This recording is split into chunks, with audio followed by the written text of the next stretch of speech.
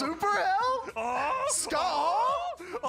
Long Way Anderson? yes! Wow. He's saying all my favorite words. That's Dude, a let's grand fucking slam go. right there. That's Let's awesome. fucking go. Chase Whoa, dude, what? Richard's son. It doesn't Just work fucking like do that. You can't just do that. Bobby Eaton DePussy the long way.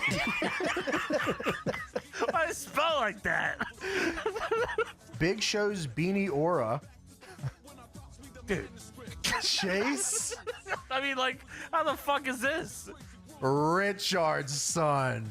Where's the real one? You think he still even That's the listens? real one. That's the real one. You say that every week, Tony. This can't It's be the real all one every week. lowercase. I check the email every week. That's the real Wait, Chase really? Richardson. Dude, dudes just don't understand how it really gets out here. Like That's the can't real be. lowercase Chase Chase Richardson. Richardson. I mean, come on. Wow.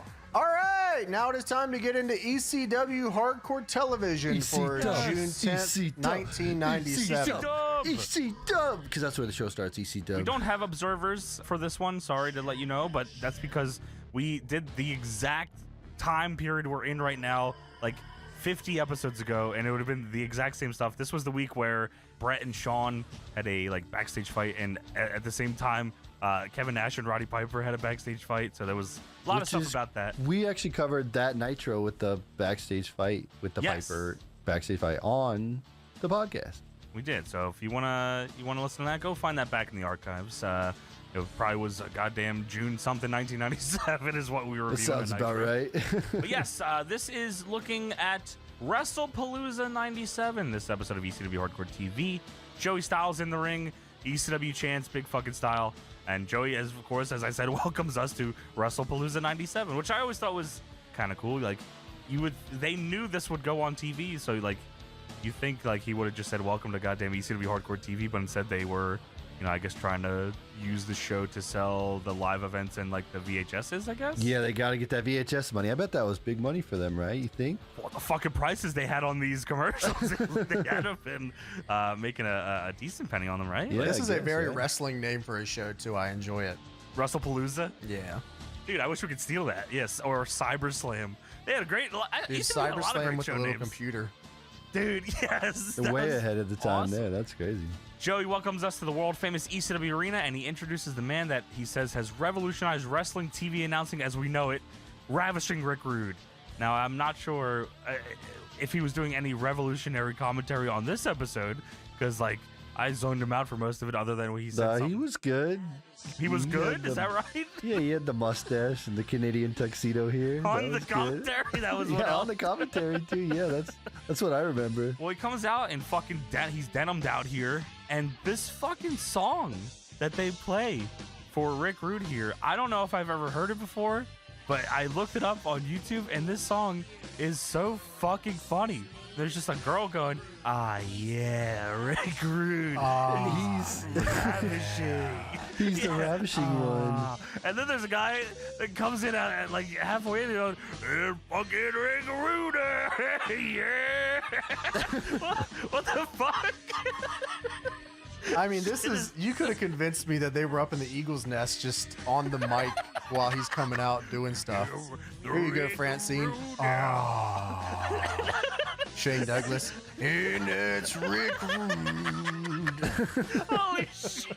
That be fucking. I think Francine is the girl in it for real though. She is, yeah, and it's Harry Slash and the whatever, the slasher. Slash Stones. Slash Stones, yeah. Slash wow. Tones. I forget. Slash Yeah, Tones. Slash Tones sounds right, I think. Yeah. Fucking ravishing girl. He's a ravishing one. He does the neck breaker. He can wrestle Lloyd's of London. Yeah. Lloyd's of London.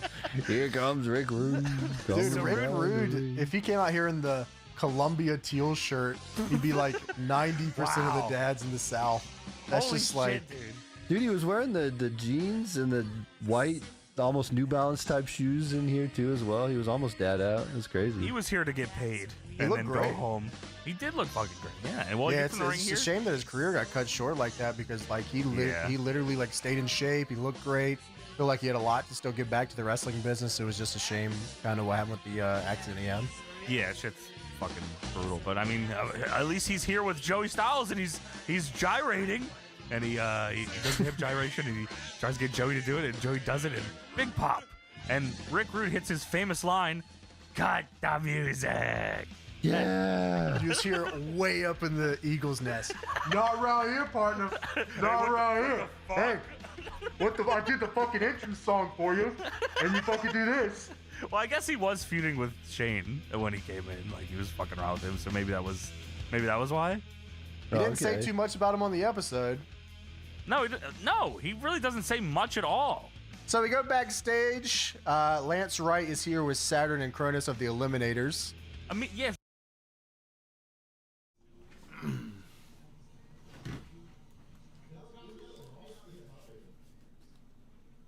Barry, this is Kevin Harlan. We'll be hearing from David.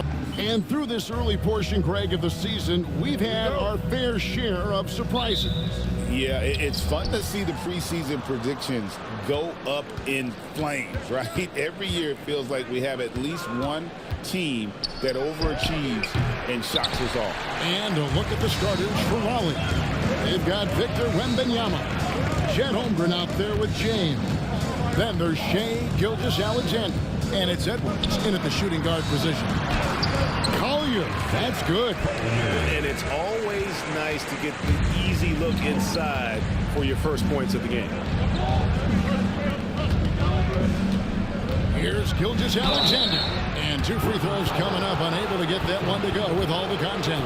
Brent, it seems like throughout his career, Gilgeous-Alexander has an answer to whatever the defense might throw at him. Well, the defenses don't have answers to stop him, Kevin. I know that. This guy is so quick with the basketball. He's so good at adapting on the fly with the ball, getting around the initial defender to make plays. Superstars have that quality. SGA has it in spades. Here's Collier.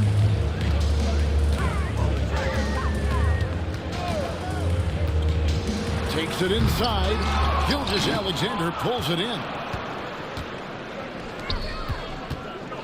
LeBron up top in the game against Philadelphia. Very impressive. Young or not, LeBron as confident as anyone on the floor. Here's Collier. Gilgeous-Alexander covering. Pass to McCain.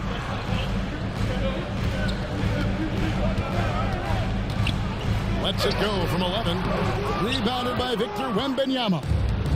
Here's Raleigh now. And Gilgeous-Alexander gets it to go. Gilgeous-Alexander, fantastic concentration. The Nets have gone 1 of 3 from the field to start this one so far. Getting the latest now from our sideline reporter, David Aldridge. David, it's all yours. Take it away. Thanks. Yeah, the Nets head coach and I were able to chat. He immediately mentioned that Shea Gilgeous-Alexander, of course, is at the top of their scouting report. He told me the key to stopping SGA is defending without fouling. Easier said than done, but try to keep him off the free throw line. And try, emphasis on try, to make Shea a jump shooter. A very tall task. Guys? Thanks, David. Luol Deng is checked in for Brooklyn. Back to Holmgren. Tries again. Nice shot by James.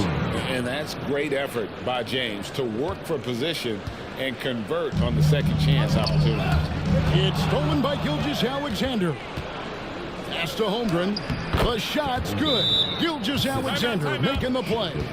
And this has been a great job of just getting into the middle of that defense and really scoring effectively from the paint. And the first timeout called of the game for Brooklyn. All right, a chance to check out stats for Nene. How's the last month of basketball been for him? He's putting up 9 points a game, 7 rebounds, and 2 assists. And he does a great job of just attacking the glass, really determined to track it down. Anticipation when it comes to it. And guys, it hasn't been pretty for him in the past 5 games. He's having one of those scoring slumps that all go through at some point. He hasn't lost his confidence, and I expect this young man to get after it here tonight. Ollie making a switch here. Wade's checked in, and that one's good. James. And not hard to see why they are giving up points on this run. Just too many good looks from in close. Edwards against Pietrus.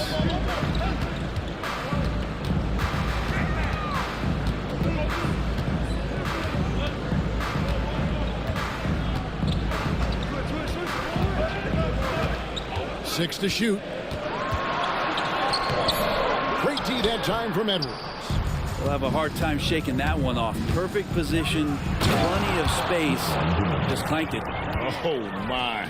The athleticism of James is on another level. On our AT&T 5G Slam Cam, you just saw an explosive highlight. Nets trail by 11.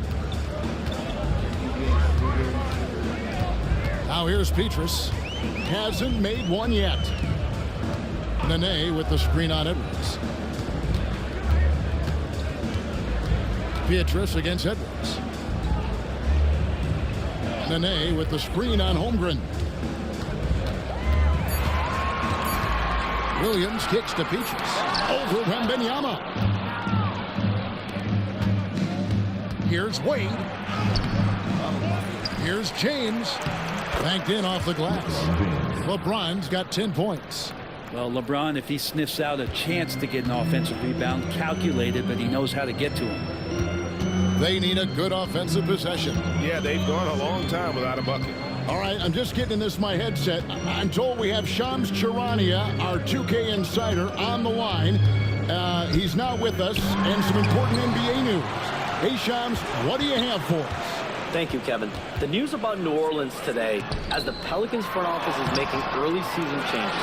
They really wanted to land Dante DiVincenzo, and now they've done it. The sharpshooting guard can be explosive from three-point land. He figures to be a key cog in their offense. He plays with a passion and effort level that's sure to fire up his new teammates. Hey, Shams, we appreciate the report. Always some interesting news to find out about the NBA. Nets trail by 15. Timeout called. The Nets. This their first chance to take a look at Raleigh this season. Simons, he's checked in for Nene. Then for Raleigh, Carmelo Anthony's checked in for Victor Wembanyama, and Paul subbed in for Edwards. Simons with the ball. Wade picks him up. And again, it's the Nets missing. Here's Raleigh now. They're on an 18-1 run. James, 6 for 6. He's yet to miss from the field.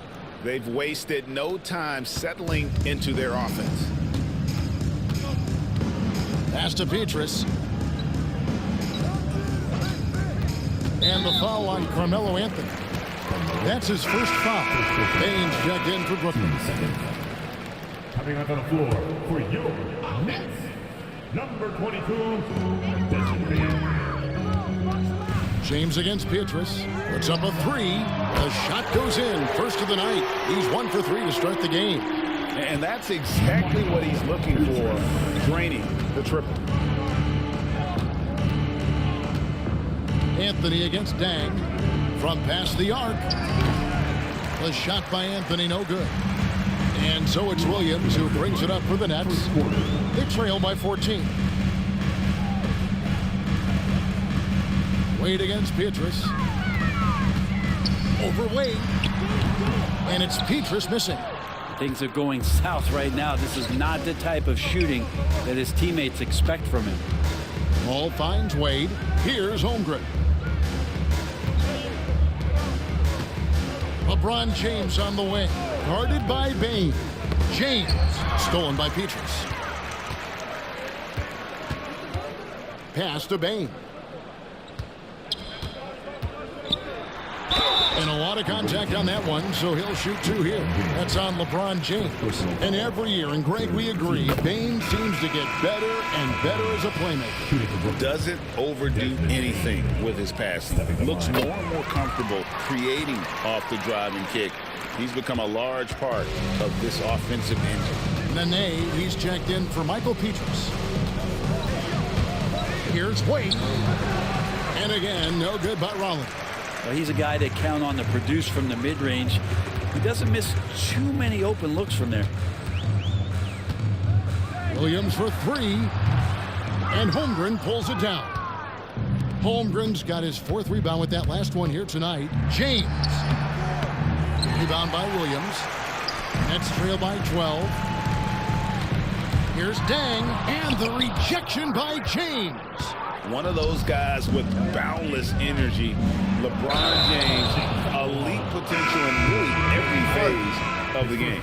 Yeah, way to get there first and be willing to absorb the contact. Some changes for Raleigh. Gasol's checked in for Holmgren. And Benyama comes in for Paul. And Jalen Williams is subbed in for James. Bain kicks to Simons. Back to Bain. Rejected by Gasol. And really, Gasol does an incredible job getting his hands up in the air, which results in a ton of rejection. First person team coming up on the floor for your Knicks, number 30. 19 seconds left to play in the first quarter. And that one's good, Anthony. Not a lot of resistance on the inside, and they're taking full advantage. Simons against Wade. Simons surveying the D. And all you got to do is look at the rebounding margin as to why they hold the lead. Well, every time the shot goes up, guys are doing a nice job of finding bodies and making sure there's room to collect. Domination in the first quarter. It's been pretty lopsided. Raleigh leads by 14. And don't go away. We'll be back with the action for the start of the second quarter in just a moment.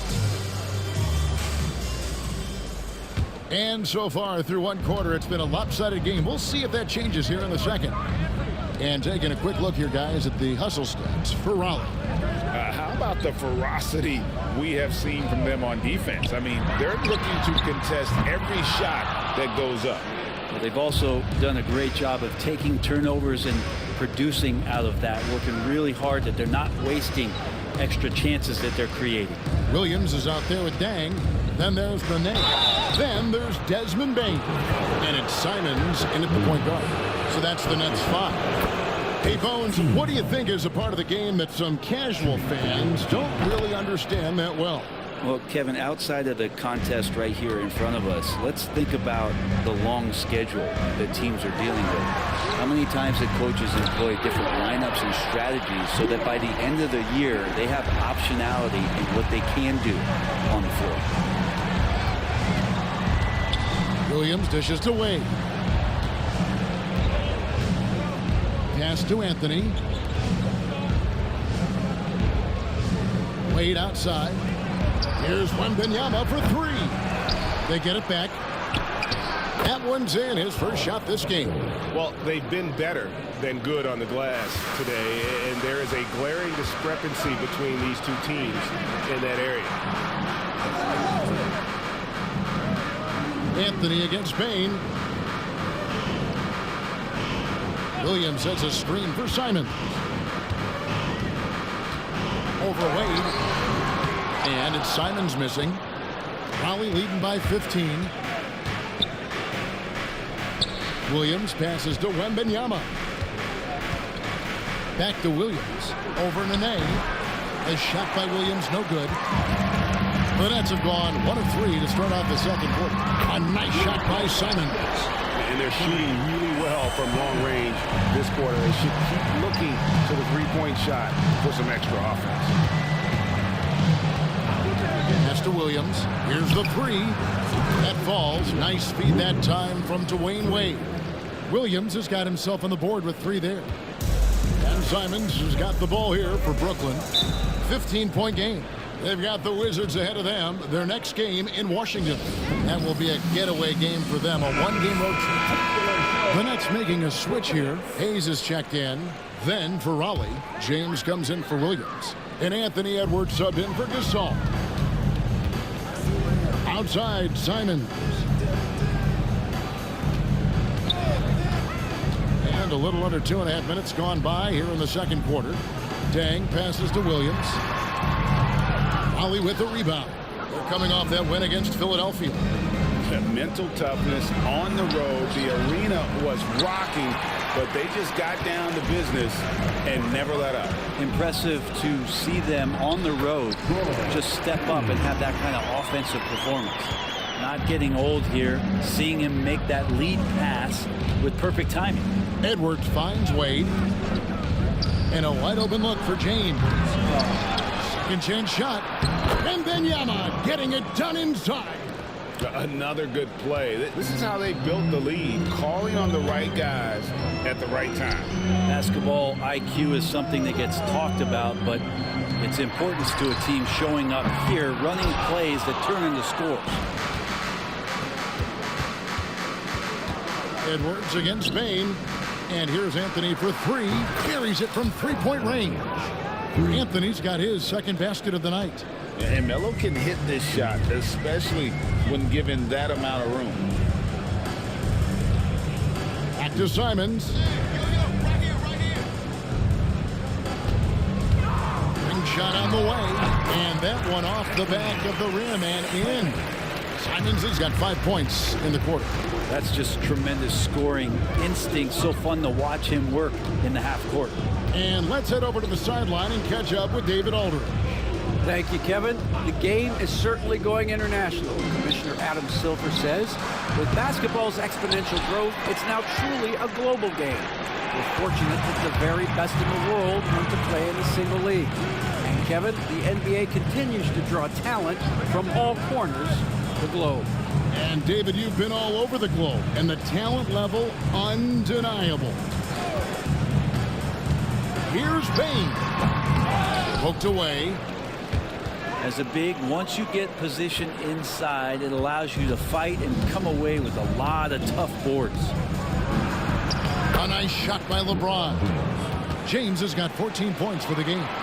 Making the easy shots and the tough shots. He's on top of his game. Some tough offensive sets. They want to turn it around. Yeah, right now you just need a bucket to get some momentum. Back to Bain. Nice ball movement by Brooklyn. Dang gets a wide open look. Drills the three-pointer. 7 points in the game. Great decision by Simons. He's got the reputation of a score-first guard. He can dish it. And the upcoming schedule for Brooklyn.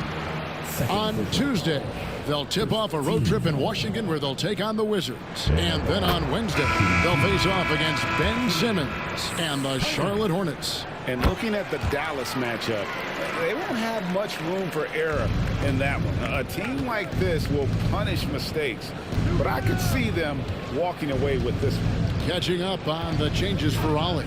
Gasol's checked in for Wembanyama. And Gilgeous-Alexander is subbed in for Wade. And the slam dunk by Simon.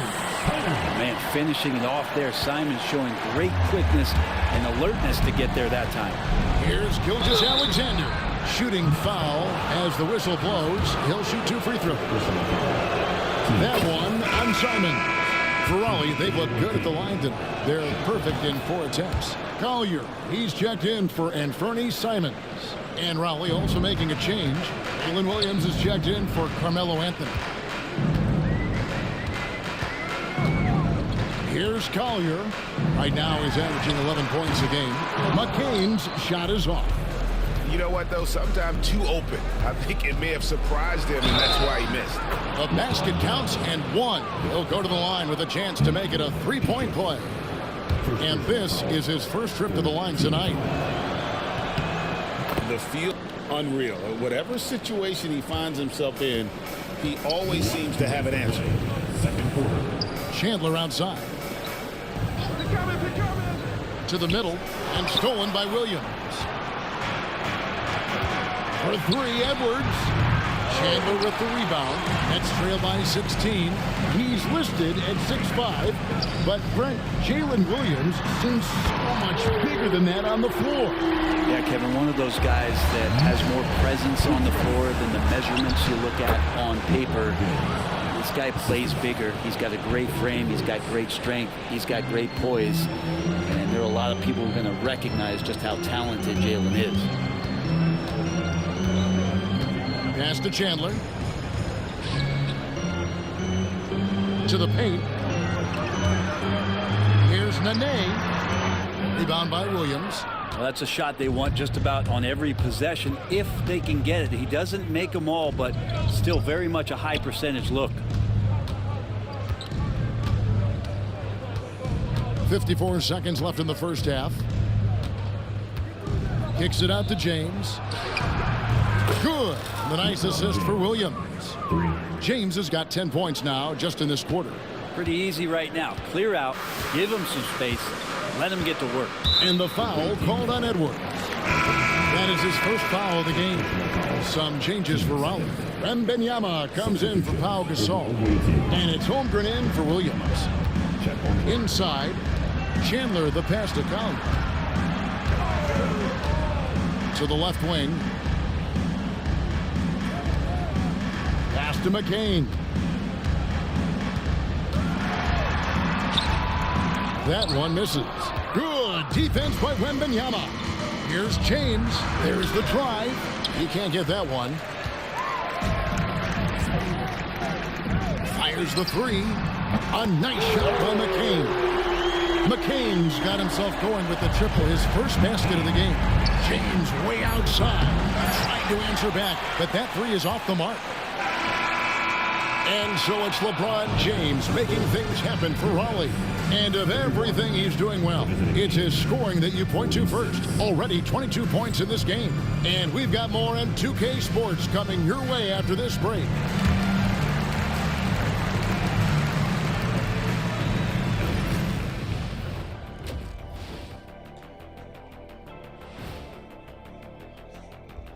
Hi, everybody. We've got your favorite segment on tap as we check out how the Eastern Conference is shaping up. And taking a look at Raleigh, it's still early, and we don't want to get ahead of ourselves, but right now, they are easily the best team in the league. Well, we knew they'd be good. And turning back to our first half, things going well, extremely well for Raleigh. Well, to be honest. And that is it for halftime, folks. It is back to Kevin Harlan and the crew for the second half.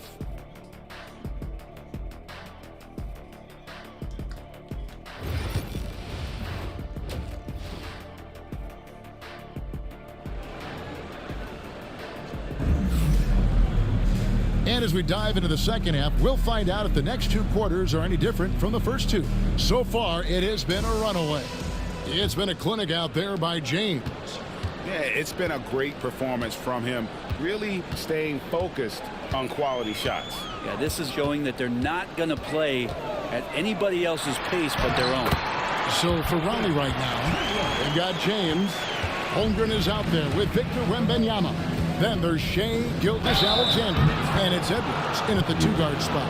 And Greg, it didn't take long for Anthony Edwards to prove himself in the NBA. There's so much to like about his game. As outstanding as his offense is, his defense cannot be overlooked. He is a lockdown presence when he needs to be. At this point, you might as well go ahead and chalk up the points when he's at the free throw line. Pretty much automatic. Here's McCain. Offline with his three. Raleigh leading by 15. It's Edwards on the wing. Covered by Petrus, who's back up. Chandler with the defensive effort. A lot of defenders choose to just back up off of him when he's in that tight, try to avoid the in one, and this time they're not backing off. Yeah, way to play in attack mode and get to the line. For Brooklyn, they have hit most of their free throws tonight, 5 of 6. And so Petrus nails both of them. And here is Gilgeous-Alexander. He has 6. Pass to Wembanyama. Out to Edwards. Wembanyama down low. Guarded by Nene. And there's Wembanyama on the assist from Edwards. Nets trail by 15. Here's Collier. Here's McCain. Edwards defending. And the rejection by Wembanyama. A three ball. Second shot opportunity. And James with the layup. James has got 24. And on the inside, James is dangerous. He's a rookie who knows the value of a close-range shot. Pass to Collier. Timeout called the Nets. He does not look happy. Their defensive rebounding has been putrid, and they're giving up a ton of second chance points. While we've got a moment here, the top free throw shooters in the league. Shea Gilgeous-Alexander is second. I mean, he's not going to miss many foul shots. That's for sure. He is a machine when he gets to the charity stripe. Nene against Wembenyama. Nene kicks to Chandler. Nene dishes to Chandler. The Nets working the ball around now. Here's Collier. Pass to Petrus. Here's McCain. And again, no good by Brooklyn. And they're 1 of 4 here to start the second half. James. And the rebound goes to Nene. Nets trail by 17. Second half of play with just under 2.5 minutes gone. Here's McCain. An easy 2 points on the layup. McCain's got his second basket of the night. And despite the size disadvantage, attacking the heart of that defense.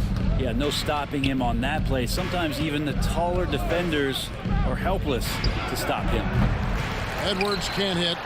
And you don't want to give up that kind of look too often. Second half of play, and we're 3 minutes into the third here. Lobbed up there for Chandler. It's stolen by Wembenyama. And a great assist by Gilgeous-Alexander as that one goes in. Gilgeous-Alexander's got his 4th assist with that last one here tonight. Here's Collier. Gilgeous-Alexander covering. And he lobs it up toward the rim. And now, here's Gilgeous-Alexander, the fast break chance. Chandler with the steal. James against Petrus. Pass to Collier. No good from outside. And that was almost a block. Still did enough to alter the shot. Yeah, altering the shot just as long as there's a miss. That kind of energy not wasted. To the inside. And the dunk by Holmgren. Well, involving guys with your eyes and seeing plays like this, that's a beautiful play by Gilgeous-Alexander. Gilgeous-Alexander with the steal. What a jam! You knew something good was coming, Kevin, right? Oh, now that hurts the defense, folks. Pass to Petrus. Out to the wing. Here's Collier. And again, no good by Brooklyn. Hate to say it, but if they're still trailing at the final buzzer, a lot of this is going to be felt by him. His shooting tonight has just been atrocious. And foul on the shot. He'll shoot 2 at the free throw line. And Chet, just such a different matchup. He's too skilled for a traditional big to get out there on. But how's a guard going to contend with his size? Take a break. Take a break. 2 shots.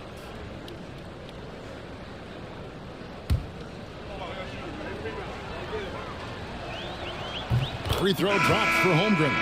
Holmgren's physical gifts are pretty impressive. His length and his height make him a threat under the hoop on both ends of the floor. Wade, he's checked in for Raleigh. Holmgren hits them both. And if they continue, Kevin, their outstanding free throw shooting, that'll help them seal the deal. Pass to Petrus. Outside, Simons. Williams, a screen on Wade. Simons against Wade. Down to 5 on the shot clock. All the energy is on the other side right now, and every miss just makes it worse. Well, the other team is scorching hot, and they come down on this end and can't find a way to get the embers going. Count the bucket, and he's got a free throw coming up as well. That sends Victor Wembanyama to the free throw line. It's on Tyson Chandler. Baines checked in for the Nets. Back when you played, Greg, the offseason was more of a dead period for the league. Not anymore. They want to make it year-round. Every month, something's going on. Kevin, I love Vegas Summer League. It's given us some extra hoops. It's created a ton of excitement for the future. And also the trades and signings. The NBA is a 12-month-a-year league. And now we've got some time to check in from the sideline. you got for us, DA? Kevin, thanks. Last season, the NBA again set records for attendance. Overall, arenas were filled to 98% of capacity. Commissioner Adam Silver says we're in a great position. You almost can't fit more people in our arenas. Kevin, he made it clear the area for growth is in media and especially in mobile viewing. David, you know this, directly to the fan. I mean, my goodness, all the different ways you can consume the game, it's beautiful. He's a dual threat. The defense overcommits to Paul, and he'll give it up. That's just a heads-up play. Ball's knocked loose. Paul with the steal. A shot by Anthony. Nobody around. Off target from outside. And for Brooklyn, they're shooting just 29% in this game. They're not a pretty sight out there offensively. Williams for three. The rebound by the Nets. Simons with the ball. Chris Paul covering. Ball against Simons. Williams a screen on Paul. Three-pointer, Simons. A rebound by Gasol. Gasol's got 7 rebounds in the game. Anthony looking it over. The kick out to Williams. Anthony with the screen on Deng from deep. And Anthony gets it to go on the assist by Williams. Anthony's got 8 points. How many times have we seen a possession like that from them today, ending with a basket coming off a pretty pass? Outside Williams. And they wasted no time getting those 3 points back. Nice answer back there. Love to see the competitor. Yeah, both teams finding ways to the three-point line and trying to take advantage from distance. And here's Anthony from the arc. And no good that time. I already got a 30-point lead. Fuck this.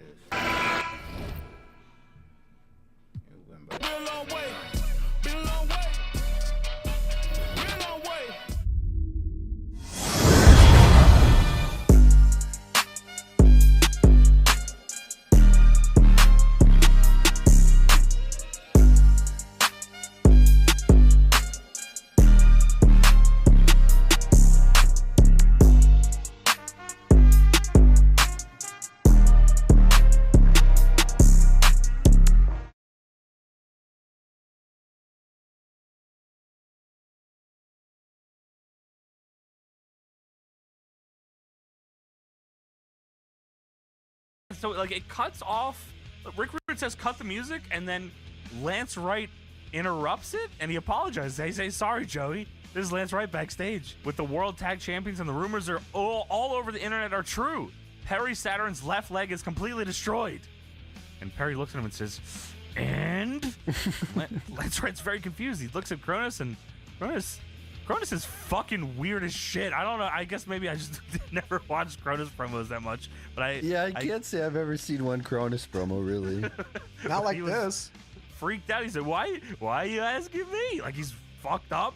I don't know what he's going crazy here. And Perry Saturn says, I tore my ACL. I tore my meniscus. And I was like, oh, fuck, that sucks. Hairline crack in my tibia. Oh, wow.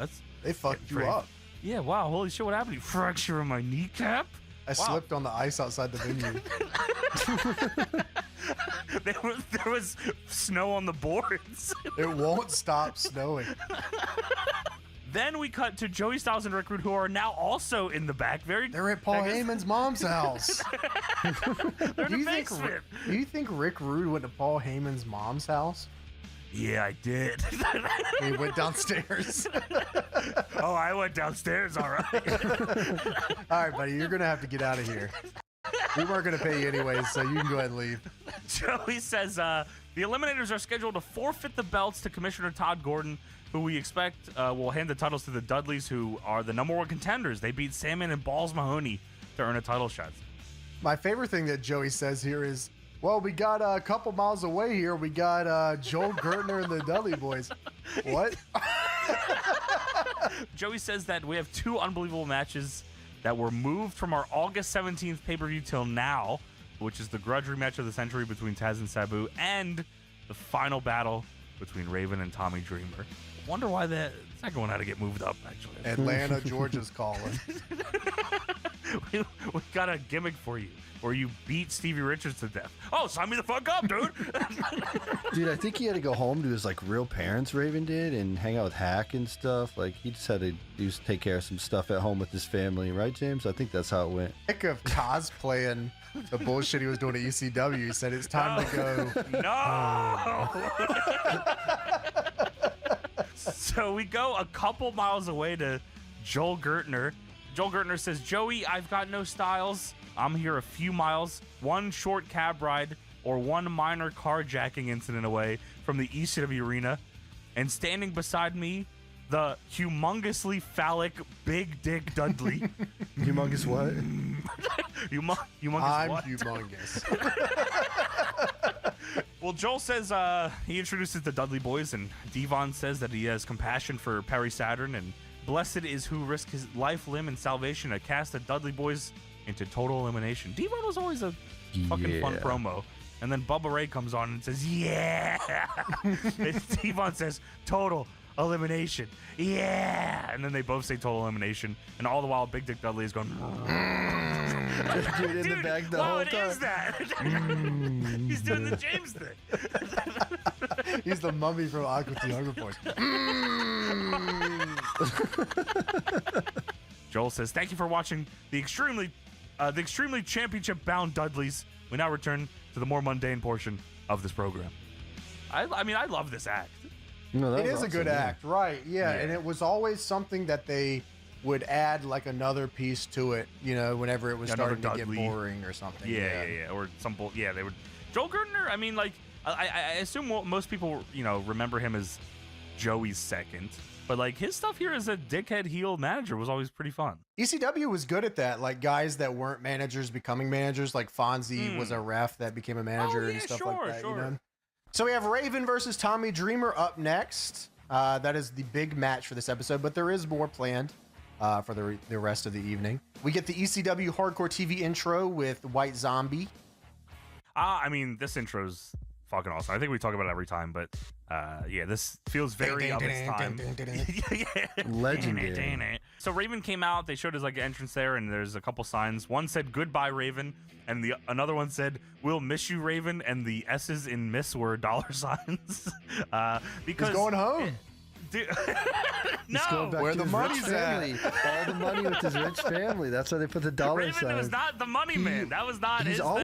He's been the money man. He was just pretending to not be the money man here. It's called a character, Johnny. Some people listening to this might not know that in the long time ago years of 1997 and a long time after that, if you were getting signed to another company, the crowd hated that you did that. That was not good. Yeah, like, dude, you sold out, and we fucking hate you and never want to see you ever again. But then when you returned, people would be like, yeah, let's fucking go. The prodigal son returns. Yeah. Because when you come back, you say, I am home finally. You know what I mean? Yes, like, I missed this ECW, place. it's always been my home. I had to just find that out by going somewhere else, and now I'm back home. I fucking hated being up there in Georgia. Yeah, fuck the WCW and fuck the WWF, yeah. Yeah, man, it's not like that anymore. Like, it's holy shit. No, it's the exact opposite. We will not, dude. It would be like, I do not ever want to see Raven in ECW. I only want to watch him on the show that I'm watching right now. Yeah, so dude, he better come over to my show right now. Go to WCW quick. Because I only watch WCW, so he better come here. I'm not going to tune in because I like Raven. Weird. Yeah, it's weird. They do not fuck with this dude here. So we have Raven versus Tommy Dreamer. Loser leaves ECW match, I think, is what it's internally listed as here. Yes, that's correct. Raven is here with his Nest, of course, Chastity and Lupus. Of course. Those are the legendary members of the Nest. That's the legendary Nest members. Dude, I was trying to figure it out for a second because they took a while to announce that it was Chastity and Lupus. I knew it was Lupus, and the fucking quality was so fucked up. I was like, who is this on their knees? Like, what member of the Nest is this? It was a blow-up doll. The crowd chanting, "You sold out" to Raven, as you do. Go to Atlanta, motherfucker. Fuck you. Get the fuck out of here. I better not see you on the way to the parking lot, bitch. Don't come back to Philadelphia. Don't come back in a couple years. We fucking don't want that, bitch. Don't come win the tag titles with Dreamer, you pussy. Don't have the biggest return pop next to Sandman. So, yeah, Dreamer's here with Beulah, of course. They've been feuding. They've been a top feud here forever, it seems like, at this point. I mean, this is the feud. Yeah, I mean, other than like Raven and Sandman, I guess you could say, like Raven and Dreamer. Has Dreamer even beat Raven at this point? I don't think so. Not once. Yeah, no, not never, once. never. Yeah, that's all. It's Dreamer's dream is he's wanted to beat Raven 2.5 years, I think this has been. If Paul Lee had balls, Raven would have pinned him in the middle of the ring. Dude, fuck okay, you. Like, I mean, like Drew WCW in the air. Oh I mean, my! Paulie had dealt with Raven for so long at this point. He should have known his ass was coming back. Like, this guy's annoying as shit. The fuck? Of course he's coming back. No, screw you, Raven. You're doing favors on the way out. Fuck you. That's love Raven, and all the stories. Wow, this guy was a fucking pain in the ass. Of course he was coming back. Dude, he beat Tommy here, goes away for 2 years, comes back, beats him again. This shit's fucking clean. So we get a commercial break here before we get into the match. We get a barely legal videotape commercial, which costs $34.95 plus $3.95 for shipping and handling. I could not believe that. I said, "Wow, that's it's more expensive amount of money." Yeah, it's more expensive than the other tapes, actually. Yeah, maybe because it's like the other ones are like live events, and this was their pay-per-view, so they're trying to make some more money on it, or maybe they have to like cut this with in demand or something. You know what's funny about this is it doesn't even say what it is. It just says barely legal videotape. I imagine some people bought this thinking it was like some Girls Gone Wild tape or something. Yeah, sure, you're right. Did anyone ever get these tapes through the mail? Anyone listening to this? Did it come with like an actual cover, like with art and shit? That'd be funny as shit. It's just the tape. Dude, yeah, like my brain goes to that. Like with maybe ECW written on it. Maybe when they were like produced later or something, or maybe the ones they sold in person. But like, did the ones that came through the mail, did they have like actual art? Did it have like a box? Manila envelope with VHS. Yeah, just a manila envelope. Barely legal, spelled wrong. Dude, that'd be funny as shit. And also on the ECW Hardcore Hotline, Shawn Michaels quit the World Wrestling Federation after a fight in the bathroom with Bret Hart this past Sunday night. Plus, exclusive details on the August 17th ECW pay-per-view and an update on Stevie Richards' physical condition tonight on the ECW Hotline. Wow. I mean, like, so yeah, the as I mentioned at the top here, yeah, Shawn and Bret. I mean, this actually happened, which is funny as fuck that Heyman was just reading the Observer and taking everything to the Hardcore Hotline. Dude, that is so awesome. That is so fucking awesome. Yeah, you got the newsletter and just read it off for the hotline. That is so good. There's also a chance the boys were just stooging too, Tony. Like, they were just fucking someone over the Too Cold Scorpio calling, "Hey, fucking, hear this shit?" Dude, you hear what Shawn did? He's coming to ECW tomorrow. Dude, he's wearing the outsider shirt. Yeah, Shawn and Bret had an actual fight in the back during this time, and I don't think Shawn obviously does not quit, but he quit the World Wrestling Federation for sure. There was rumors that he was, Tony, and that he was going to WCW, but that's not happening. We have the Big Ass Extreme Bash videotape.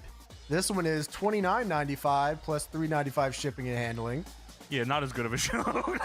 That's Cactus Jack's last match before he will become Mankind in the World Wrestling Federation. Dude, Joey says that on commentary. That's awesome. Yeah, that's nuts.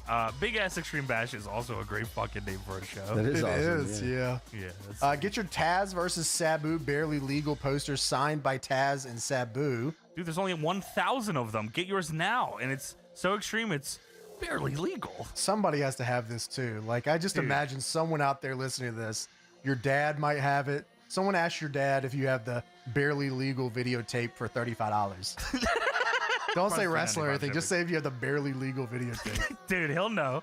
He'll know. I mean, the poster. See, that's a pretty good idea. And they said it's a movie theater size poster, which sounds gigantic. Then, right?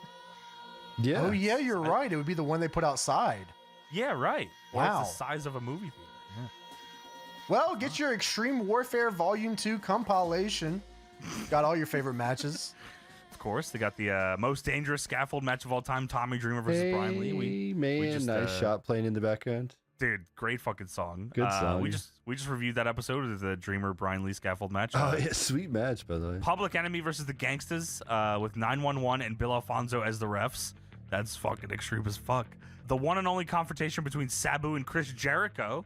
And they show Sabu doing the goddamn Rey Mysterio DDT through the table on the outside. That's the only way I can describe it. From Shit's One Night cool. Stand. Yeah, shit was awesome. The Battle of the Bam Bams. Bam Bam Bigelow takes on Terry Bam Bam Gordy. I'd buy the fuck out of this. If I saw this back then, I would have bought the fuck out of this. Whoa, Bam Bam Bigelow and Terry Bam Bam Gordy. Holy shit.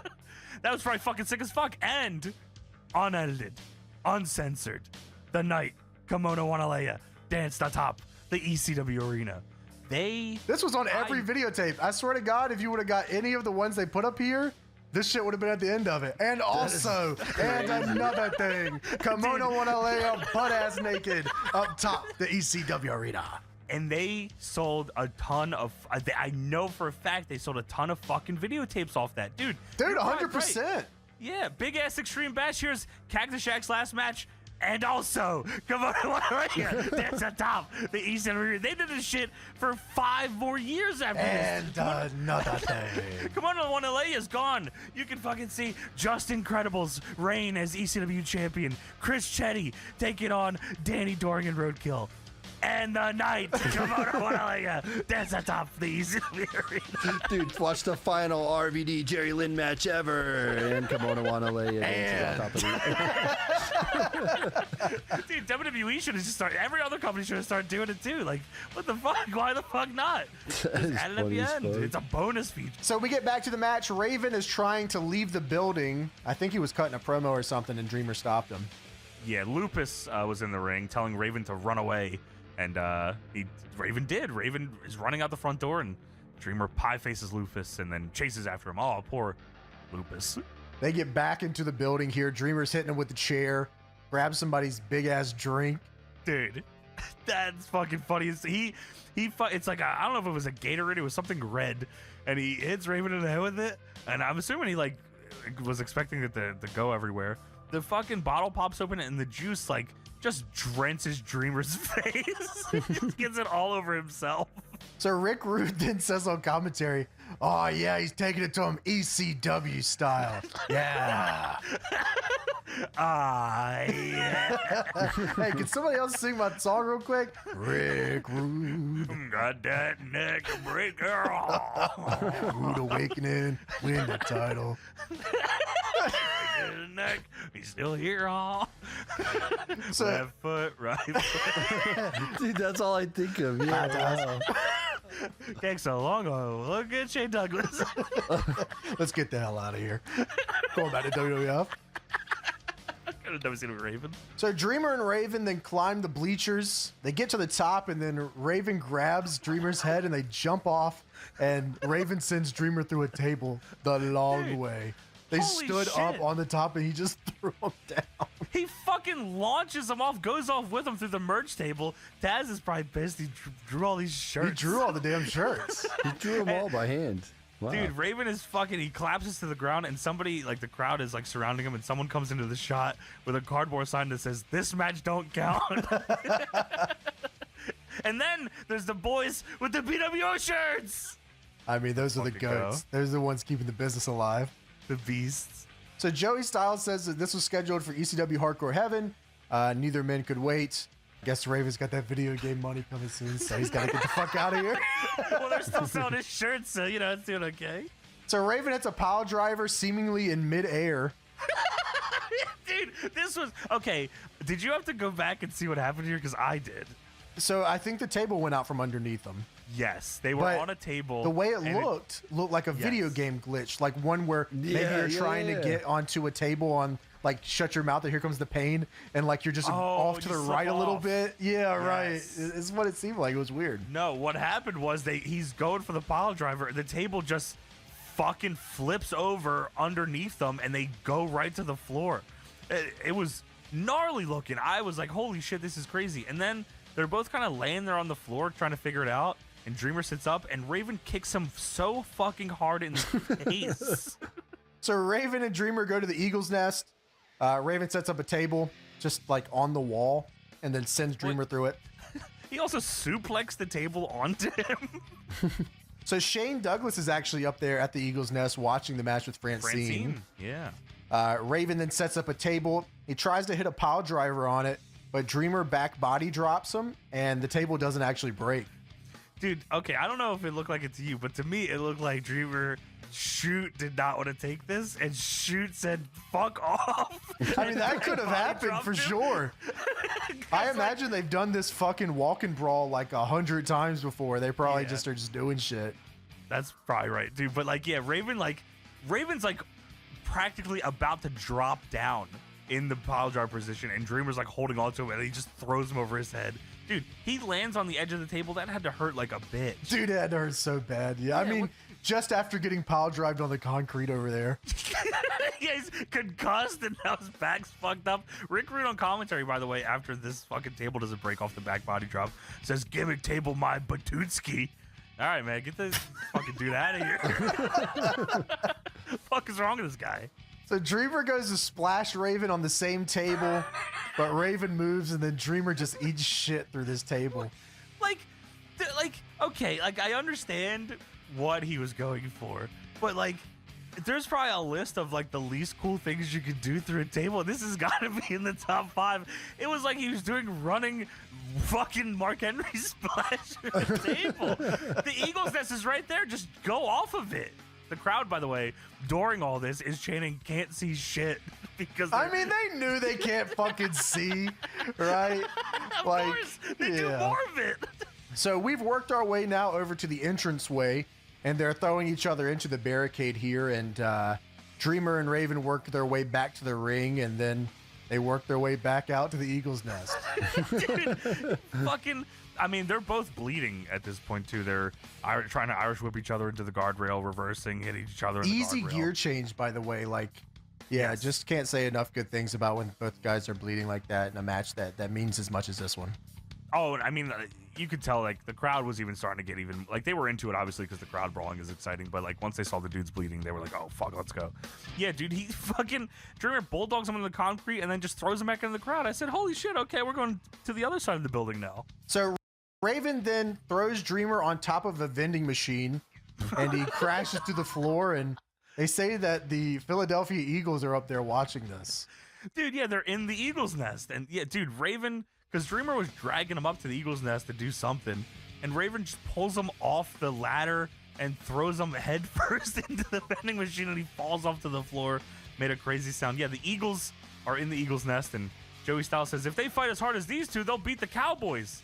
And Rick Rude says, I wouldn't bet on that. Well, how about you fucking fuck off? Yeah, Rick Rude. Dude, nobody's beat the mid-90s Cowboys, all right? 97? Like, that's America's team. America's team? Hell yeah. Fuck the Eagles. Let's go. Let's see them now. Let's see the 04 Eagles with Terrell Owens and Tommy McNabb and Brian Dawkins. In NFL Brian Street. Westbrook. Yeah, so Raven and Dreamer fight back to the ring, and Raven hits his drop toe hold into the chair. This is probably the first bit of the match that a lot of people in the crowd have been able to see, which is pretty cool. Yeah, dude, they get into the ring, and you can hear the crowd pop because they can see.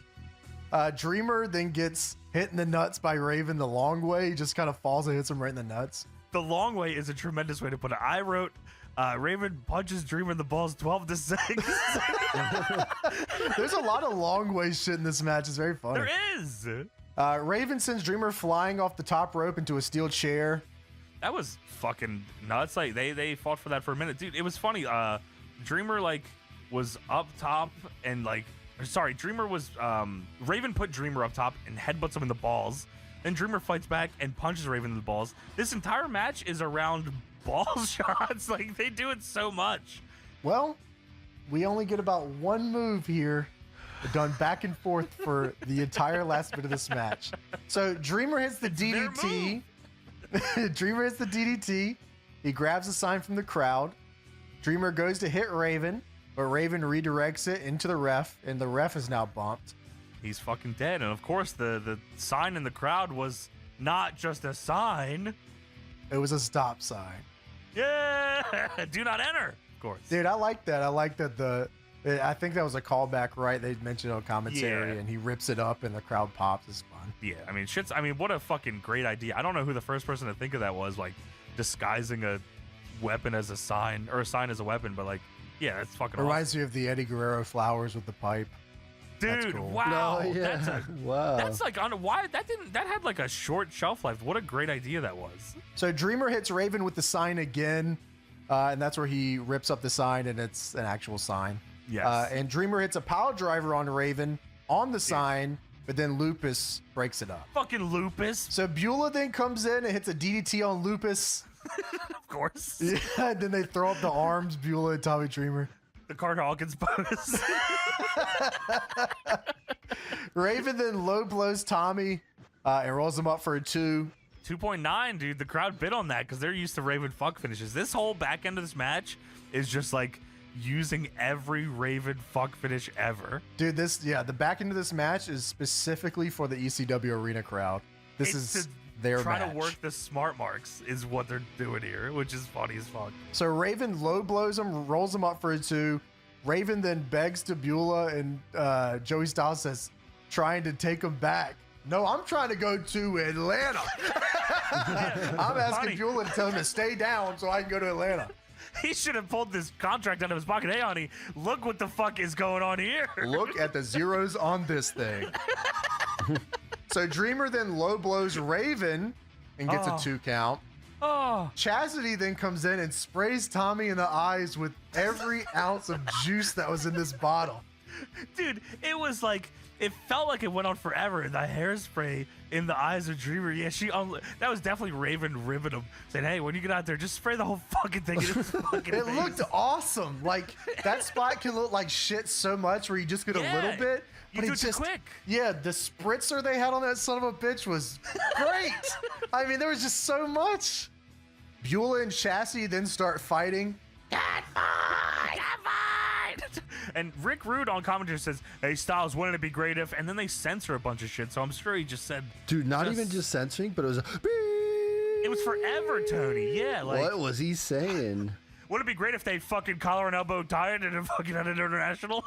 Yeah, wouldn't it be great if these two got pushed and had a good feud at a high-profile pay-per-view in ECW? Wouldn't it be great if they both got money and left this shithole and went to the WWF and got paid a lot of money? And Yeah, I heard Raven's getting paid like $700,000 a year or something out there. That's a lot of money. Wouldn't it be great if Kimono Wale danced at the top of the ECW arena? And another thing. So Beulah then low blows Raven. Oh. And Dreamer hits another DDT for a 2. Oh my. Of course. Raven been trying to he was trying to reconcile again with Beulah. He was hugging her in the middle. It's not happening. I mean, she's with Dreamer. She's still with Dreamer. She was smitten with this man. So Dreamer then goes for one more, but Raven runs him into the ref. No. Dreamer hits the DDT, and he gets an unofficial 3 count. Oh my God! But who's gonna fucking stop this? Who's gonna save this match? Oh my God! That's Spicoli Driver. Oh my God! S Driver's here. What the fuck? Oh fucking shit! He's real. He's gonna run in. He's gonna hit his move. Himself. DDT. What the fuck? Dude, Spicoli Driver. I could not believe he didn't do Spicoli Driver. In fact, Dreamer does the Spicoli Driver. What the fuck? Dude, what? How do you do have this? one move. You have one move. Holy shit. So Dreamer kicks out of 2 of the DDT from Louis Spicoli. Louis Spicoli then looks for the Spicoli Driver. He tries his it move. at least. Dreamer gets down and hits the DDT, his move. Raven then hits a DDT on Dreamer for a 2. Holy fuck. I have not seen this many DDTs in a while. This is pretty nuts. Maybe ever. This is the top move in the company. So Dreamer then hits the Spicoli Driver. And what was he? He was like doing the fucking Jimmy Snuka taunt with his hand. Was this Jimmy Snuka's move or something? I have no idea. Hey, brother. So he hits the Spicoli Driver. He stands up and he says, EC fucking W. And then he hits Raven with a DDT. Hits him with a DDT on the stop sign, and this was enough to give Tommy Dreamer the W. And now for Raven to go make a ton of money in Atlanta. Oh, dude, and get in fucking fantastic shape. Like, that's gonna be awesome. Dude, Dreamer, I mean, what a fucking pop, though, at the end here. Like, it was awesome. Yeah. I don't know. I imagine the crowd all assumed Raven was going to lose, but there's definitely a point at the end here where they're like, oh, fuck. Like, Raven fucked us again. Like, no way. When they did the ref bump and all that shit, people were like, oh, here we go. The second one, too, Tony. Like, that was what I think really was like, and then shit. When Dreamer counted his own pin, fuck, he's not going to win, and then he does. I knew when Spicoli Driver didn't hit himself on Dreamer that he wasn't going to fucking... He didn't hit the Spicoli Driver. Spicoli Driver looked for the Louis Spicoli. Just wasn't able to get it. Dreamer goes for the Louis Spicoli. Hits that shit and then gets down and DDT. Wow. Dude, 600 DDTs never drew a dime. That sucks. They killed that move right here tonight. And hitting the balls, too. They killed that as well. That was a lot of balls hitting. This whole feud was built around balls. Balls and DDTs. Balls, yeah. I mean, like, what a story. What a story. But Dreamer gets the win. Dreamer finally beats his demons. A true coming-of-age story with balls and DDTs. It's Spicoli Driver. You can say that's the concept of our fucking podcast is balls and DDTs, actually. The concept of the history of our great sport. Joey says, his dream has come true. It's the greatest night in his life. Tommy Dreamer has beaten Raven. He's not done anything else more important than this. This is it for him. Dude, it's so fucking funny. They show a shot. It's like a tight shot of Dreamer, and he's like crying, and you can kind of see blurry behind him in the front row, and it's a dude in a Raven shirt, and he's just annoyed, flipping Dreamer off. He's not happy at all. He wants Raven to stay here. Sadly, that's not gonna happen. Well, the lights go out. Oh fuck! Forgot to pay that bill, Heyman. And RVD with Fonzie is here. Mr. fucking Monday Night. Dude, RVD wearing Monday Night Raw shirt, Fonzie wearing Monday Night Raw hat. You know that they're the enemy. So they come in, Van Daminator, fucking Dreamer's trying to fight back here. I mean, how are you going to beat a guy from Monday Night Raw, right? I mean, it's just impossible. The money that he must be making now is Dreamer. Makes him more powerful. Fighting the money man. I mean, like, how the fuck? Well, RVD sends Dreamer off, and he leaps into the air to try to leapfrog him, I guess. Dreamer catches him, and he hits him in the balls.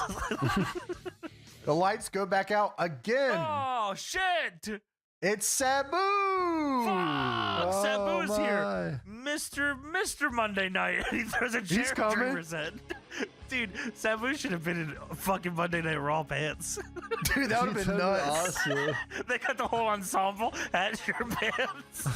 So Sabu throws the chair at Dreamer, and now Sabu and RVD are stomping him out. Dude, they're kicking his fucking ass, and they send him off the ropes. But Dreamer hits them both with a DDT. Yeah. Let's fucking go. So Raven leaves the ring as Louis Spicoli is holding Beulah in the corner as they're beating the fuck out of Tommy Dreamer. Yeah, Raven, he pushed them off for a moment. And the crowd didn't even seem to bite it at all. Like, he pushed them off, and then he just kind of walked by them, and they just kept stomping his ass out. Continuing the feud, of course. The lights go out again. Holy fuck. Dude, I love the lights out and the rowdy crowd in, like, darkness, I think is, like, one of the coolest wrestling things ever. Yeah, that is awesome. A lot of times when the lights go out nowadays, people get, like, really silent. In ECW, they were just fucking causing a ruckus. They got were just louder. Excited. Yeah, they got. You're right. They got louder. Yeah. And the flash bulbs from the cameras, you can see like silhouettes and shit. It was like there was like 4 people holding lighters up. Dude, the last time I remember that, I did see that. That is cool as fuck.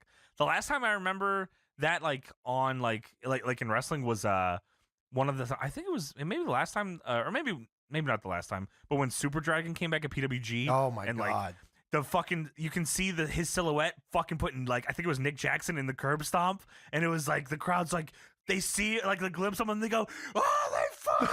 Yeah, like, dude, unbelievable. I remember seeing that and fucking losing my mind, dude. Yeah, shit's dope. So the lights go out again, and no, it's not Super Dragon. It's Jerry the King Lawler. Oh, fuck you. Was dancing. I bought the VHS. How did I get to the top? Where's a top? So the locker room starts to come out here as Jerry Lawler's got a microphone and they're kicking the shit out of Dreamer. The locker room's starting to come out here. They're getting their ass kicked. Dude, you can't even hear Lawler talking. Like, I think the mic is fucked up also, but the crowd is like nuclear. Like, they're fucking pissed. They don't fuck with this dude at all. And as they shouldn't. Yeah, as you said, Louis is holding Beulah back as they kick Dreamer's ass. I mean, all the boys are coming out here. Axel Rotten's out here. Blue Meanie gets his ass kicked, man. Come on. Dude, like, Blue Meanie takes a drop kick to the head with a chair. Hollywood Nova gets even worse. Dude. RVD, like, sets up a whole spot with him. I thought that was so fucking funny. And that really does, that makes sense to me that Nova would be the one to set up a spot with RVD. He probably went to him and said, dude, give me a fucking leg drop with a chair now. Nova is laying, like, his head's on the apron, his body's inside the ring. RVD slingshot leg drops a chair into his fucking face. This is a run-in. It's a run-in, and Nova just for no reason gets his ass whooped. He's not even that much of a threat. He's Hollywood Nova. He's dressed as Hulk Hogan. RVD said, come on over here. Whoa, that was one for WWF. Oh, whoa, Scott Hall Hogan. Whoa. I gotta think about it. This is Hollywood. I didn't even put two and two together there. That's so funny. That's my new canon for this, is that RVD and Sabu thought the NWO was coming in. Whoa. Oh, Kevin Nash might come here soon. Watch out. Sadly, Kevin Nash was injured. He's injured, right? yeah, if you want to hear about Kevin Nash, you can call the hotline. He's fighting Roddy Piper. He beat up Shawn Michaels or something. And if you want to hear more about Kimono Wanalea, she's on top of the ECW arena. Call It's snowing on her as we speak. So Jerry Lawler starts cutting a promo. Dude, and he's going nuts. nuts. Yeah, I mean, this is one they replay a lot. This is on every ECW thing ever when they talk about the relationship with WWF at the time. If you would have, if you only watched through that, you would assume that everything in ECW started here forward, which is not right. But no, the way that it plays out is like this was the first big moment in ECW history. You're right. That's a great way to put it. Lawler says, so this is it, huh? This is the big time ECW. Huh? Look at this. Hey. And he's just pointing at dudes running in, and RVD and fucking Sabu are like hounds and attacking them, hitting them with chairs and shit, just beating them to death. And Lawler says, this bingo hall ought to be built out of toilet paper because there's nothing in it but shit. Which is, I mean, that's the line, right? Hey, like, brother, classic. Hollywood Nova's over here. The Blue Meanie. Whoa, Jerry, can we work with the NWO? And Lawler says, aha, Mr. Monday Night right here, baby. Hey, what about it, ECW? Hey, you got anybody tough? And he's, I mean, to be in the crowd for this must be fucking crazy. Like, Jerry Lawler from the WWF is here, and they're killing all the dudes. Like, everybody's dying. They're feeding everybody to these fucking guys. Like, I'm surprised the crowd didn't start throwing chairs in the ring. Yeah, they should have started rushing the ring. Yeah, man. That's probably what they wanted. Dude. Yeah, you know what? You're probably right. So Bill Alfonso gets on the mic and says, hey, let me tell you something, fucking franchise. And Lawler looks at him like, the fuck? Who the hell is the franchise? Triple H? He's talking Dean Douglas? Ah! Dean Douglas never drew a dime in the big leagues. He's an asshole. Dude, Lawler should have gone on the mic and buried him crazy. Hey, Dean Douglas, suck my dick! You're a Lenny Puffer wannabe bitch. Look at you. Hey, that's not a part of the script. I'm taking this gimmick and giving it to Triple H. Fuck you, bro. Hey, he's fucking shooting, hey. Hey, he's fucking shooting down there. Somebody get the mic from him. And Lawler says, yeah, and I don't think the extremely crappy wrestling's got anybody tough. I don't think anybody wants a war with me. You want a war? That's what they should have said on Blue Meanie, dude. That would have been awesome. Holy shit. Yeah, they really. Oh my God, yes, Tony. If they really wanted it to be like a segment instead of like a hostile takeover, yeah, that would have been so fucking funny. Is that the BWO music started playing?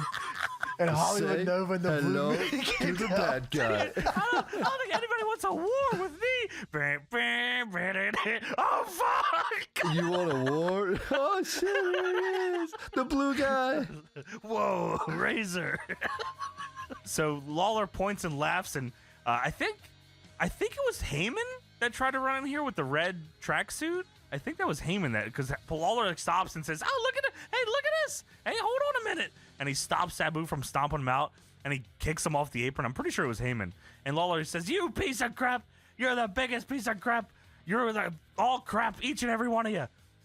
And then fucking New Jack's theme plays, and the whole dude, every person in the building jumps up, throws up the X's. This is the coolest thing ever. I said, yes, let's fucking go. New Jack, he's gonna come save the fucking day. Holy shit, it's the Gangsters actually, even fucking better. New Jack runs down, he throws a trash can in the ring, and then RVD immediately kicks a chair into his head, and they kick the Gangsters' ass. No! They don't even make it to the ring. They attacked them in the aisleway. Yeah, what the fuck? Dude, I already know how the storyline plays out, in history, but yes. Man, I wanted them to come in and do some fucking shit. Tony, I was mad for real. I said, no, you can't fucking do that. That's the Dude, I would have had New Jack come in and murder Jerry Lawler. The ECW fans would have been insane. He should have just hit Fonzie with the guitar. Oh, that would have been so good, yeah. And then hit the Blue Meanies music. Whoa, hold on. Dude, that Blue Meanie being the one to save the day would have been fucking nuts. How over would they? Dude, I mean, Stevie coming out, what a main eventer he would have been if he came to save the day. Oh, he comes back from injury? I mean, that would have been dude, so back sick. from injury to save ECW. Jerry Lawler not knowing who these guys are, and the crowd is going absolutely ape shit, and he's like, what? And then out comes the Blue Meanie. And then he pile drives him on the floor. Sabu and RVD beat the shit out of the Gangsters. Lawler's happy. Yeah, ha, ha, ha. He says, Tommy Dreamer, look at this punk. Kill him. Kill the crap. Yes. And he says, where's Paulie? Is there anyone that ECW that's got any guts? And Dreamer attacks Lawler from behind, but RVD's there to immediately beat him to death with a chair. RVD has never had this killer instinct at this level ever. He is beating their asses. So RVD beats the shit out of Dreamer with a chair. We want Taz chance. The crowd is losing their mind. They want Taz bad. Lawler is now in his singlet, by the way. I'm not sure why. He took off the jacket and stuff, ready to fight. And the Sandman's here now. And Sandman is standing there drinking a beer and gets immediately double-legged by Sabu. I thought that was so fucking funny, dude. He cracks the beer and chugs it, and Sabu says, fuck you, and takes him down. Sandman is swinging this cane, though. Dude, he is cracking Sabu in the back with this so fucking hard. It's bending it in half how hard he's hitting this thing. RVD runs up and kicks him in the face, and then Van Daminators him. And Alfonso says, we're on fire, baby! Fuck you! And RVD hits a running dropkick with a chair to Dreamer. They hit the rolling, what was it? What'd you call it the other show? Rolling Lightning? Rolling Lightning, yeah. Yes. Rolling Lightning slingshot leg drop combo. And Lawler says, is that all you got, huh? Is that, what did I tell you, low-life scumbags? And then fucking Taz's music hits. Mood changes. Crowd goes nuts, and I knew it was coming, and I still got excited when it happened. Dude, me too. Yes, dude. Taz music hits. Crowd goes nuts. Bill Alfonso is warning Jerry Lawler. Everyone else, he was say, fuck these guys, kick the fucking ass out of here, fuck you. We gotta get the fuck out of here. Dude, he pretty much says that. We gotta fucking go. Taz is here. You don't want to be here. And RVD and Fonzie and Lawler have to try to stop Sabu from going after Taz. He's the only guy that has the balls to go after Taz because Sabu's fucking nuts. But they corner Sabu and start to leave. And then we go to commercial. That was all one match. Yep. It was 30 minutes or something. Wow, yeah, it still is. But that is ECW in its purest form, right? That's ECW's bread and butter. There was the transition seamlessly, one into the other. See the whole roster, yeah. Yeah, get everything out, fill all the angles one after the other. I mean, this whole show is really, if you look at it, is one long angle.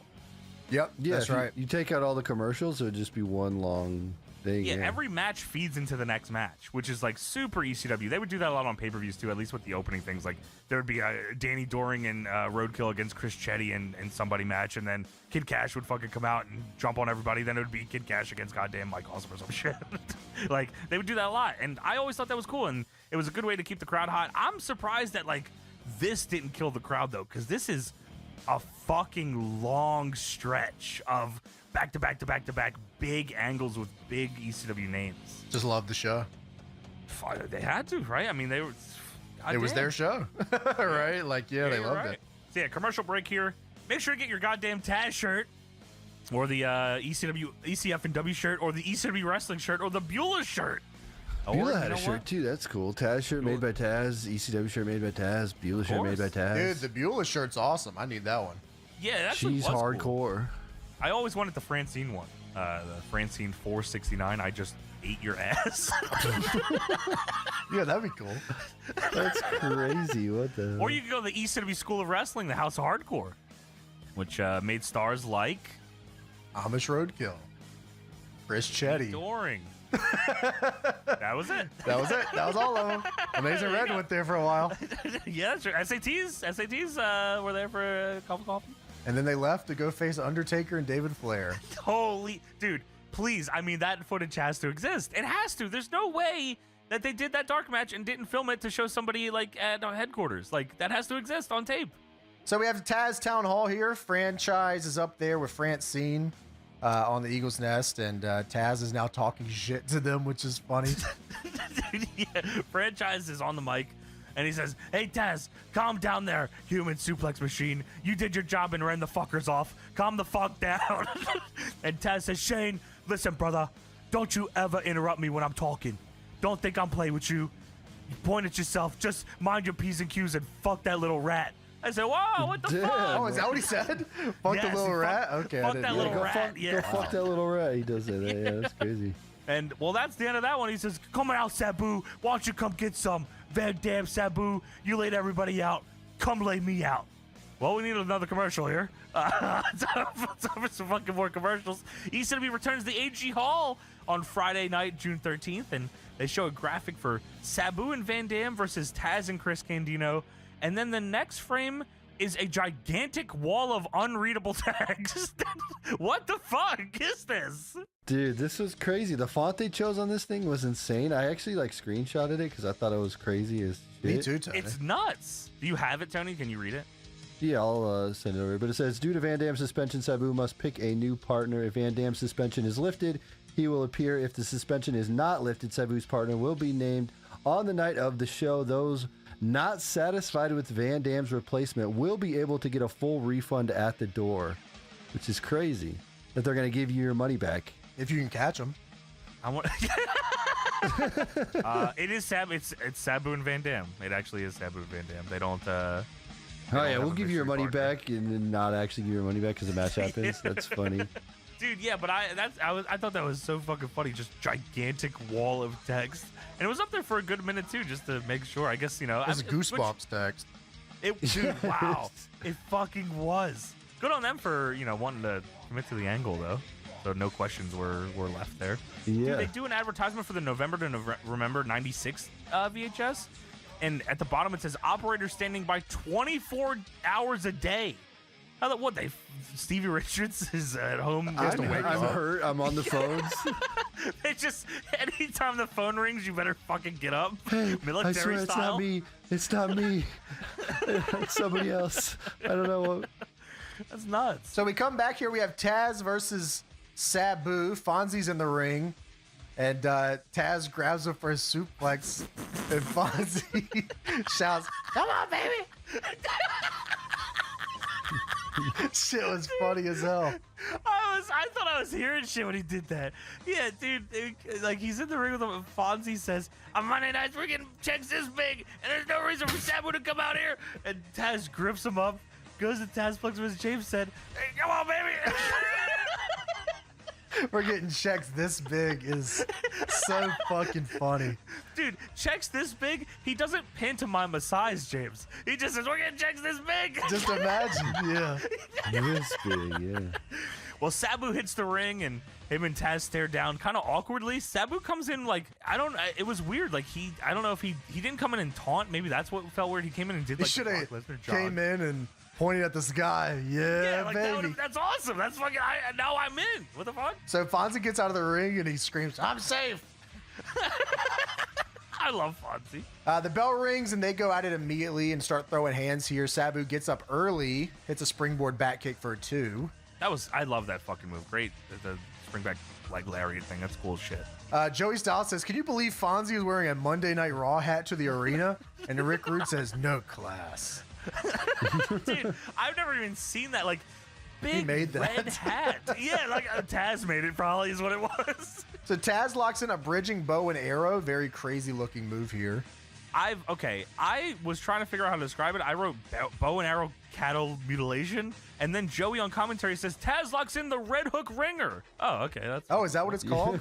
Red he hook said ringer. That. He did say that. Yeah, that's crazy fucking move though. Yeah, it's like bow and arrow, and he bridges on his neck.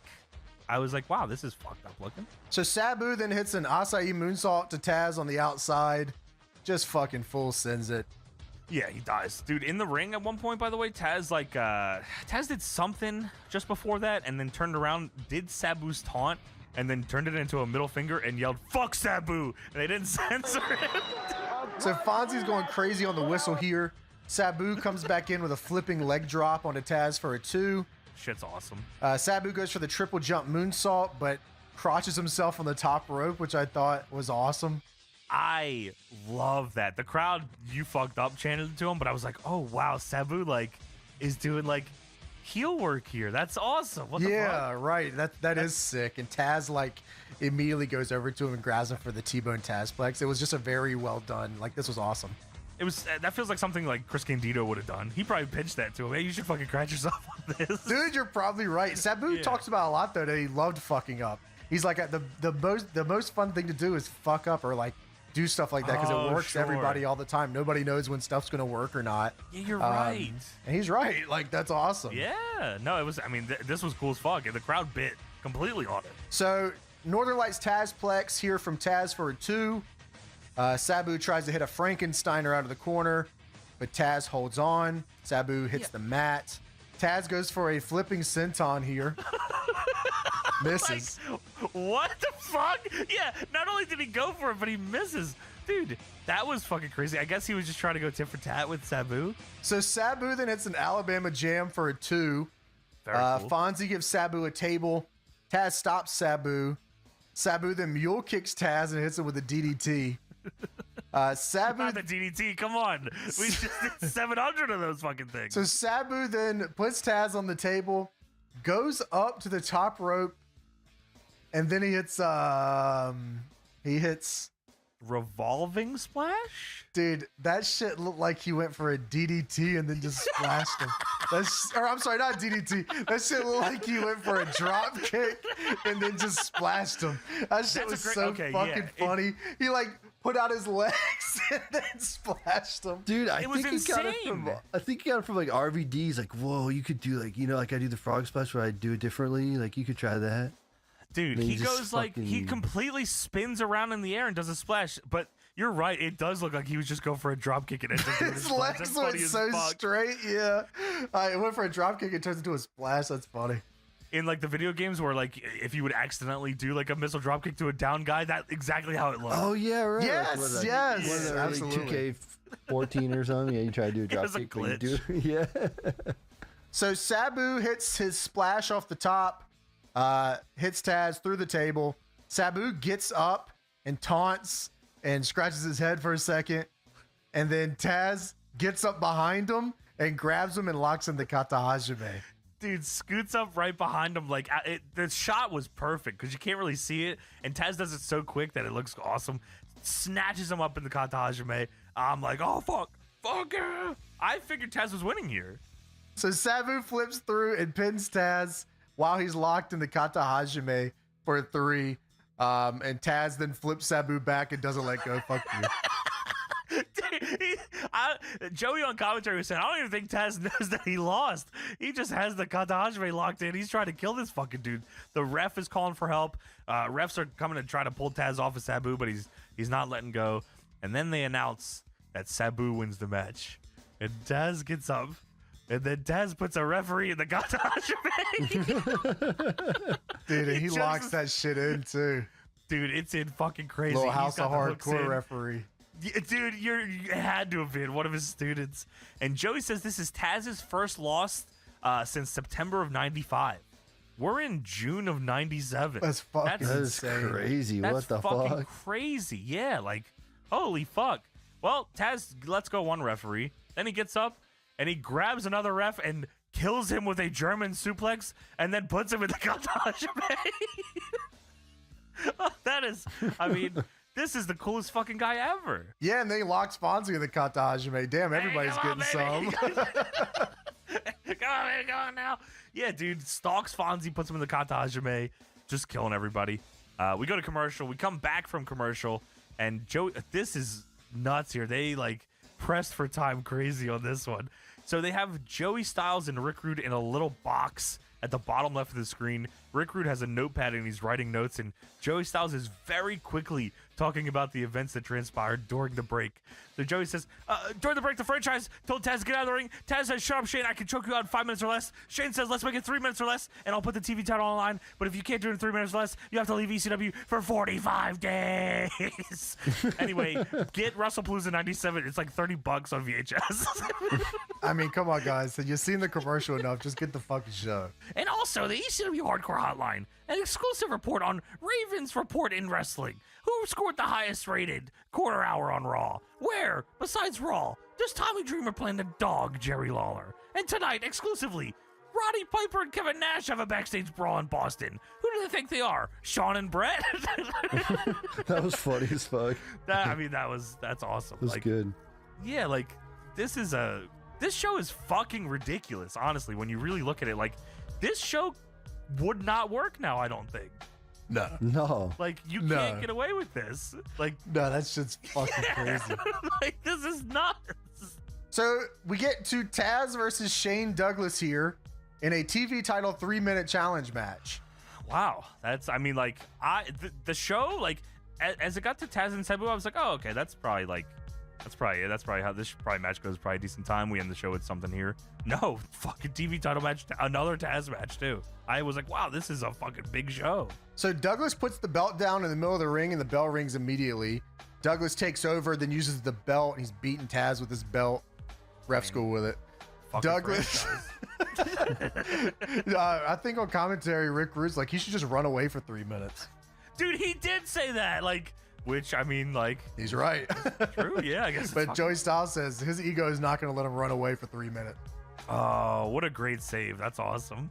So Douglas hits a neck breaker on Taz and then a DDT. He then hits an inverted rolling neck snap twice on Taz. Okay, was that move not awesome? Like, last chancery driver? Like, I don't know how to describe that. It was cool as fuck. Yeah, and like Taz's neck has a history of being bad, so he was targeting it. Of course. 60 seconds passes here. Taz tries to lock in the Kata Hajime, but Shane Douglas mule kicks him. Oh, come on. Ref's fine with it. Shane Douglas then tries to up and over, but Taz backs up and he grabs him in the Kata Hajime. Yeah! And Francine's on the fucking apron. She's trying to distract the ref and yell at Franchise and just anything that can stop this from happening. Dude, she's holding the belt too. Like, she's clutching onto it for dear life as she sees fucking Shane Douglas in the Kata Hajime. There's 30 seconds left and Franchise works back up.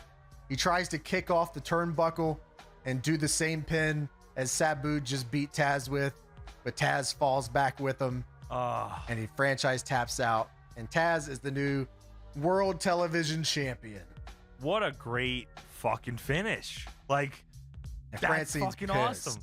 Francine's pissed. The crowd is going nuts. They are going nuts for the TV champ. The TV title means something, goddammit. This is an important fucking belt.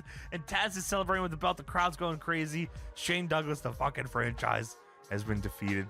I mean, this show, it just didn't stop. Like, it's just a constant car crash of craziness on this fucking show, man. And like 3 big ass moments here. You get a Taz Sabu match, the quote unquote last Dreamer Raven match, and TV title match where fucking Taz wins the belt. Like, this is a jam-packed show.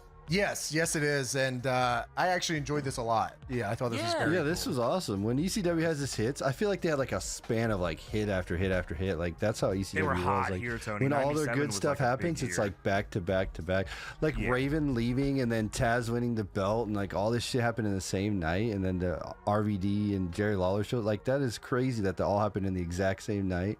So insane. Dude, the Lawler thing happening out of them blowing off, like what you could say is like their biggest, longest angle ever, is like fucking like that's nuts. That's awesome. Like the crowd probably was on such a high of Dreamer coming out, and then like this fucking Jerry Lawler from WWF is here to fuck shit up. Like what the fuck? Yeah, they could have saved that moment for another night, but then they did it right here, which was crazy. And they could have ballsy, saved too. all these for 3 separate shows, Tony. Like, yeah, that's probably how shit would be now. Like, oh, well, we got 3 big moments. We probably should pat him out here.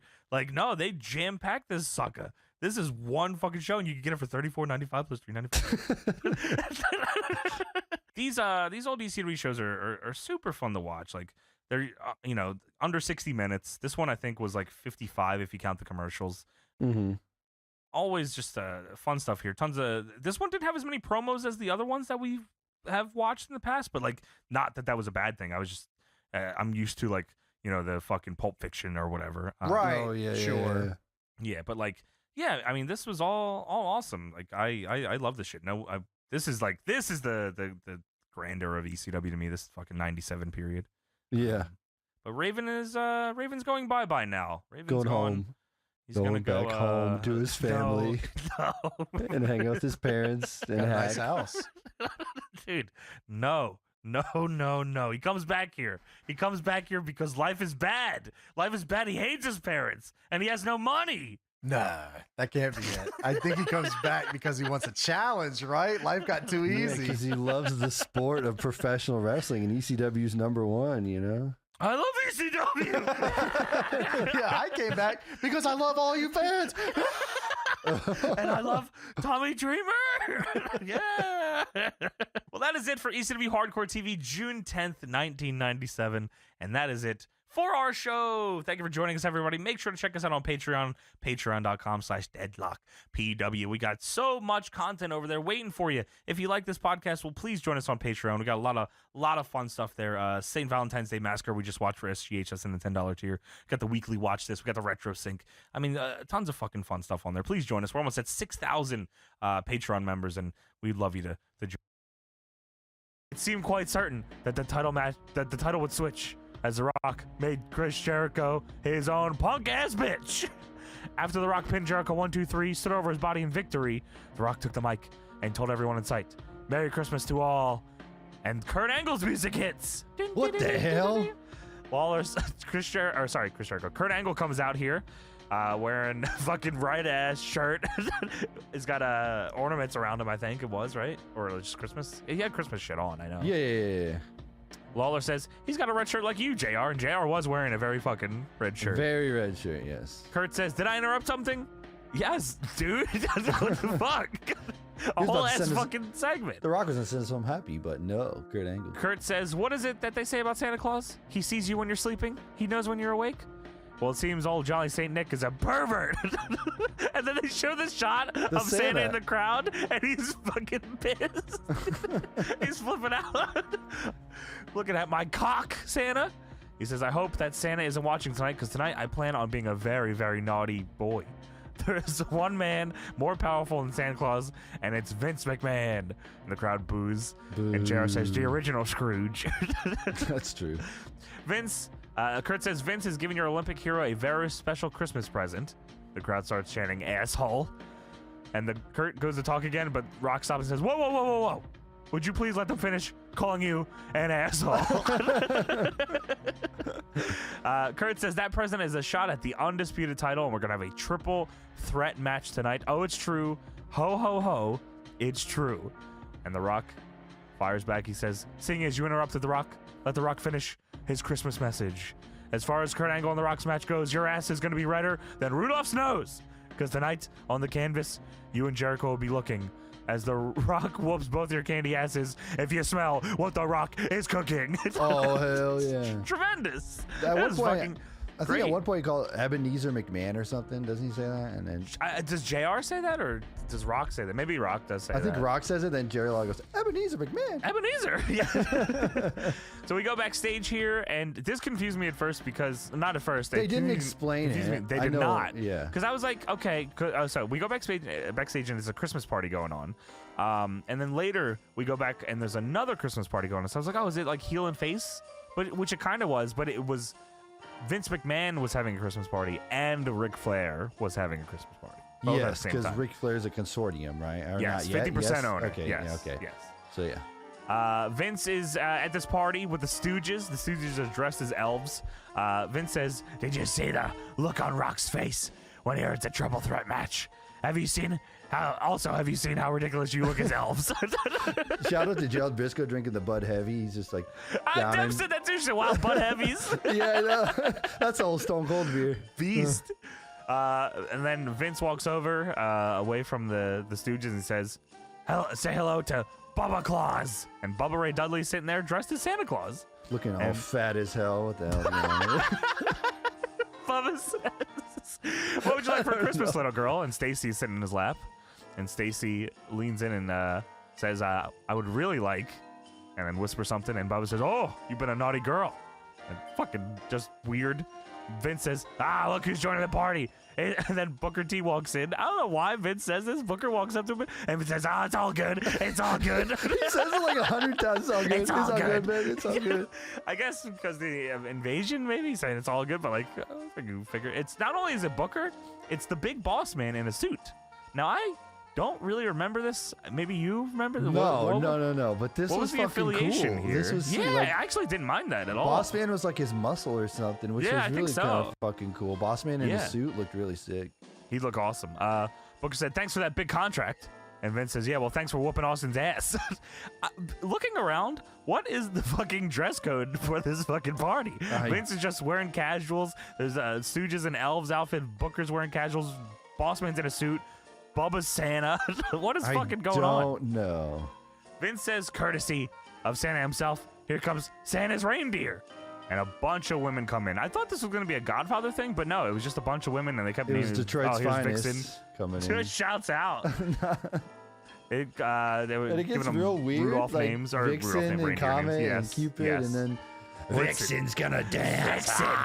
Vixen, get up right here. And she gets up on this little platform and starts dancing. And Booker T, everyone just practically starts fucking jerking off at this fucking party to Vixen. Vixen. What the fuck? This is weird. Okay. So we go back to the ring, and it's Rikishi.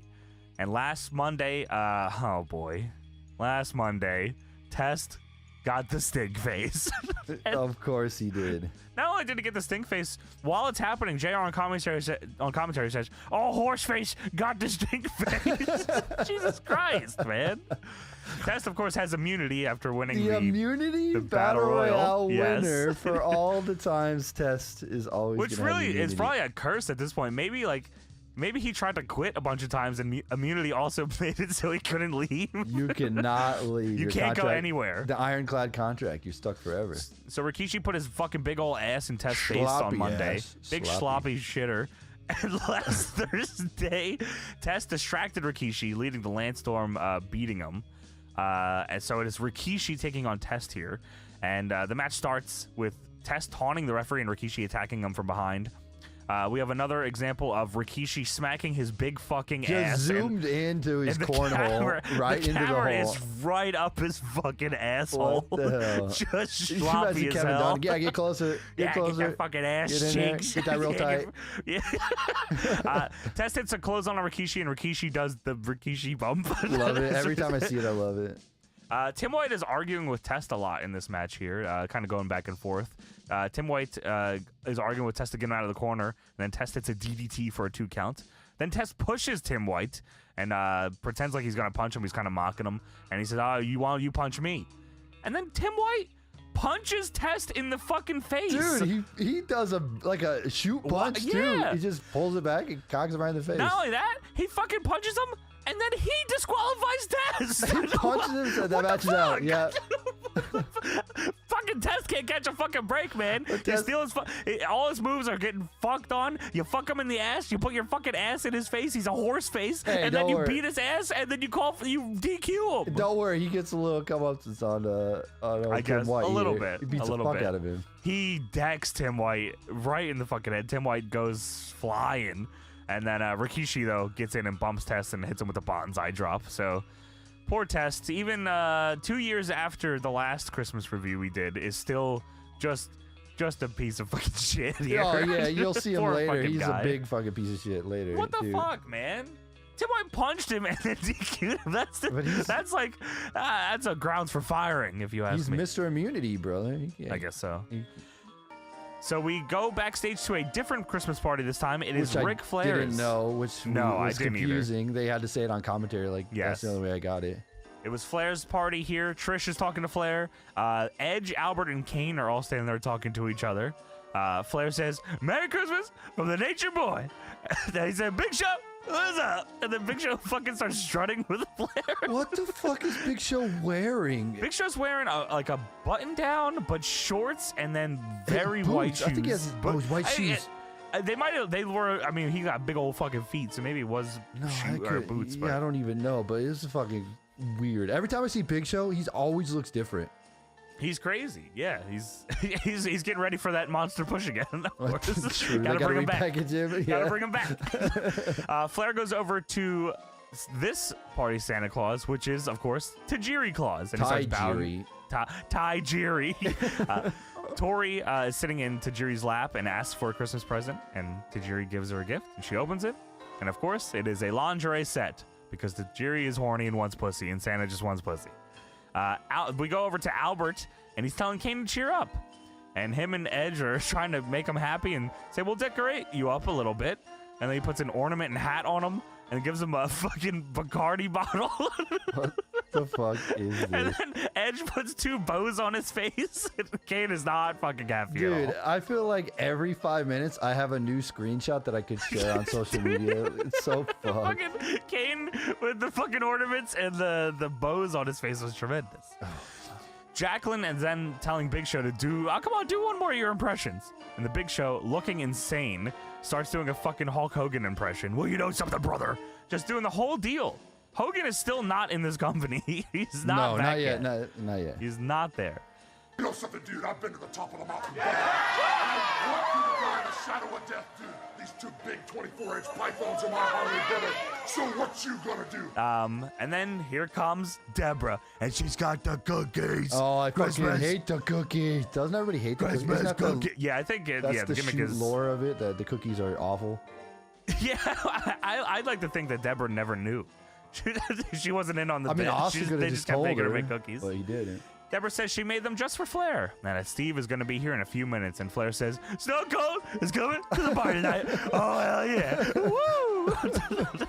And this is where I wrote down, there's 2 different Christmas parties. Yes. Like, I just figured it out. Okay. Well, speaking of that, we go back to Vince's Christmas party. And there is, I assume this is Vixen or a different reindeer woman dancing on the stage. Taz is here, and he looks very confused. Taz is pissed. He's wearing his leather jacket with the Taz shirt underneath. Taz's outfit. His Red Hook outfit, yeah. Yeah. He's wandering around confused. Chuck and Billy and Chuck are here, and Chuck says, "It's been great being your partner, Billy. Merry Christmas." And gives him a gift. And Billy also has a gift for Chuck. And Billy says, "Oh, there's a B for Billy." And Chuck says, "Oh, this has a C for Chuck."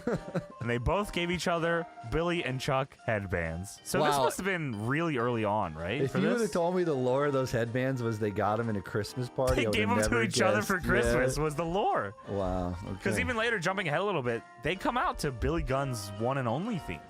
Oh, yeah. They don't even use, they don't have the You Look So Good to Me song. Yeah. So this must be real fucking early here. So Taz is back here. He says, "Hey, Santa Bubba, where are you?" And Bubba says, oh, what would you like for Christmas, fella? And Taz says, I'd like you to represent Christmas better. Taz is here to defend Christmas. Christmas defender, Christmas respecter, Taz. True. He says, I like you to represent Christmas better. You got a half-naked woman on your lap. I think Santa would be a little upset. This isn't the right message to send. Taz is for the children. Hook might be watching this fucking show. You never know. Oh, maybe Hook was... I'm trying to figure out how old Hook is now. Would Hook be a little one then? Oh, absolutely, right? Wow, he had to, okay, yeah. Because Hook has to be probably 20-something now, right? Yeah, right. So he's probably... yeah. Just about. Maybe he was only like an infant, actually. Maybe he was like one. Yeah. That's so fucked. Oh, it makes me feel horrible. Jesus Christ. Bubba says, I'm the best Santa this side of Dudleyville. And Taz says, you might be the lowest class Santa I've ever seen. Bubba says, you're mad that all my elves are taller than you. No, that's fucked up. Now get the hell out of here. Why do you say get that? Get the fuck out. Why the fuck you say that? I'm small. Why are you bald, Bubba? Why are you ugly? All of my elves are taller than you. Fuck off. And Taz fucks off. He just fucking leaves. Howard Finkel then comes into the party and says, you want an entertainer? I spared no expense. Hello, Mr. McMahon. I have 2 of the finest ladies you've ever seen. And here comes fucking Moolah and Mae Young. Oh, God. They both start kissing Vince. And Mae immediately says, where's the booze? Of course. I think on commentary, they go, where's the booze? Here's the beef. Something like that. What the fuck does that mean? Like, where's Cock? the beef, you know? Like, where's the beef? I don't know. Oh, sure. It was after the... Okay, so when they cut to the... I think APA's coming out or Billy and Chuck are coming out. Then they said, here's the beef. Where's the booze? Here's the beef. Fair enough. Got it. Yeah. So we go to the ring, and it is the Acolytes, the APA, taking on Billy and Chuck. If you want to look at more information about the APA, go to www.fappa.com. Fappa. Wow. For some reason, during the APA's entrance, there's a random ski-whoa camera shot of the fucking crowd. I don't know what the fuck happened there. That happens every so often. And Farouk almost fucking barrels over Lillian getting into the ring. Yeah. WWF Raw is brought to you by Snickers Cruncher. Hungry? Crunch this. Burger King and Slim Jim and WWF.com's I Wanna Go sweepstakes, which is sponsored by The Fast and the Furious. I don't know what the fuck I Wanna Go is. Is that like you get to win a thing to a show or something? I Wanna Go. Yeah, probably. You probably win tickets or something. I don't know. So Billy and Chuck come out, as I said, to the Billy Guns the One theme, which was kind of fucking weird. We start off here with Billy and Chuck glomming them, stomping out Farouk in the corner. Farouk stuffs Chuck with the fucking DDT. Looked awesome. Chuck, honestly, man, in terms of like WCW power plant guys, like I always talk about like Sean O'Hare. Yeah. Mark Jindrak gets talked about a lot, obviously, because I think he had more of a run. But Chuck Palumbo was pretty all right, man. Like Jindrak O'Hare, Chuck Palumbo, all those guys. Yeah, what was that WCW group called? The Natural Born Thrillers. There you go. All those guys were good. Who was even in Natural Born Thrillers? Oh, God. It was them three. It was Mike Sanders. It was Reno. That's the one I always forget. Reno shouts out because he did the roll of dice, the OG Crossroads, everyone would know it as now. Yeah. God, who else was in that? I feel like it was those. There might have been one or two others. But that was pretty much. Oh, Mike Sanders. Yeah. Mike Sanders was the leader of the Natural Born Thrillers. Mike Sanders, Chuck Palumbo, Sean O'Hare, Sean Stasiak, Reno, Mark Jindrak, and Johnny Shamboli. Wow. And honestly, man, like, solid fucking team, really. I mean, all those dudes, if you give them something other than being in the Natural Born Thrillers, they pretty much did okay, you know? They literally lasted like 1 year. And Chuck, Chuck did a lot of stuff in WWF, but none of it, like, Billy and Chuck's probably the most. 8 or something. Probably, he was a power plant guy, right? He's only wrestled for like 2 years, and he was in the WWF. What the? Yeah, that's crazy. Yeah. We continue the match here. Bradshaw and Billy both tag in. Bradshaw's just whooping a bunch of ass, throwing a bunch of big boots. Farouk hits a spine buster on Billy. Chuck super kicks Farouk, and then Bradshaw clothesline from fucking hell to Chuck. Billy goes for the famouser, ducks a clothesline from Bradshaw, and then Bradshaw catches him, goes for a fallaway slam, but Chuck sweeps the legs out on the floor and holds them down, which I never really understood how that keeps someone from kicking out. I guess maybe because you're not using your legs, it's but your if you pop your shoulder up, right, yeah. I don't know. Just some weird wrestling thing there, but Chuck held his legs on the outside to prevent him from kicking out. I think it's just a good Billy visual, in wrestling. Yeah, I think so. You're right. But yeah, you're right.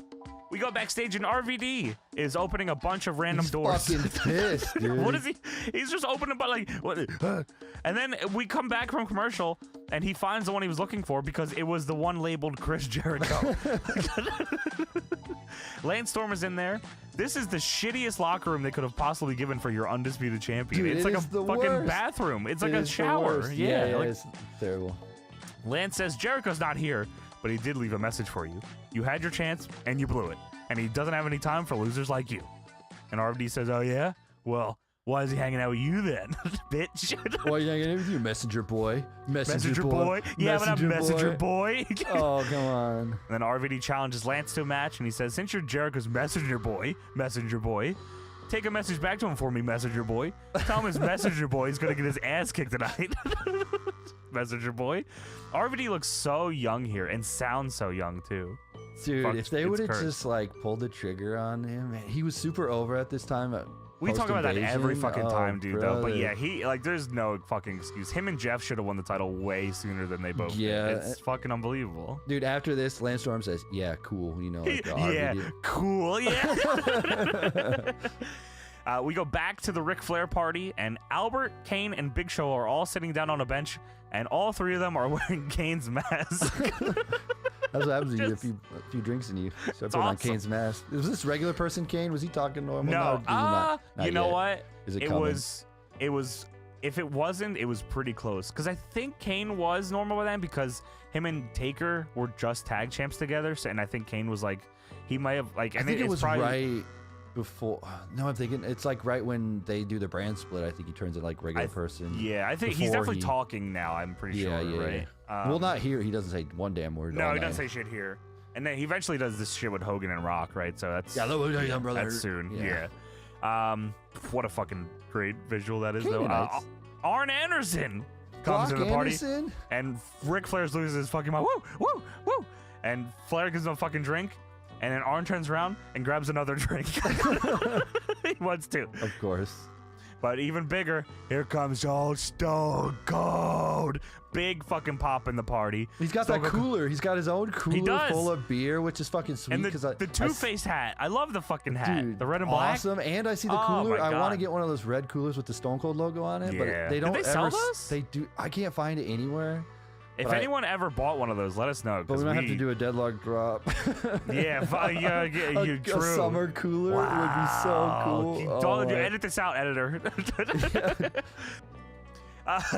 So Austin comes in and he says, is this a party or what? He says, Nature Boy Ric Flair, where's Kane at? Oh, there's Kane. He starts throwing out beers to everybody. There's a hurricane coming through. Oh, Anderson, you did a beer? What? Kane, you did a beer? What? The jury starts keeps rattling these fucking bells, and Austin grabs them and he says, would you stop rattling that bitch? Which is Who like, are you supposed to be? This is like my favorite Austin thing, like when he always gets like really close and the camera gets right in there. Would you stop rattling that son of a bitch? We stop rattling that bitch. He said, who are you supposed to be? Arn says, Tajiri Claus. And I say, oh, I'm so stupid. I'm sorry. He said, you know what? I made a list for you, Tajiri. And Tajiri says, what?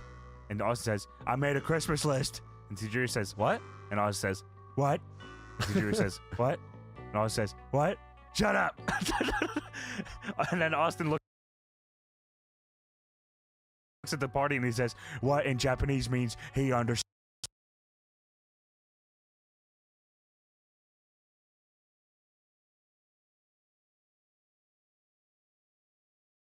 everything I'm saying. And they all go, oh! Oh, yeah, of course, of course. And then Austin sits in Santa Tajiri.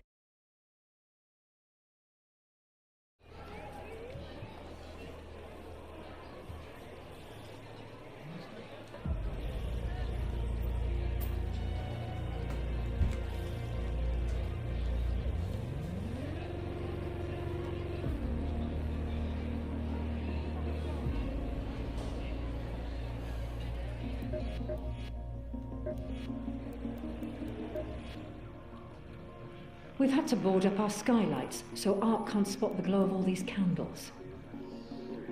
There's no such thing as junk to a raider, just valuable materials. Recycling is the name of the game when it comes to gathering materials. Show me you have what it takes.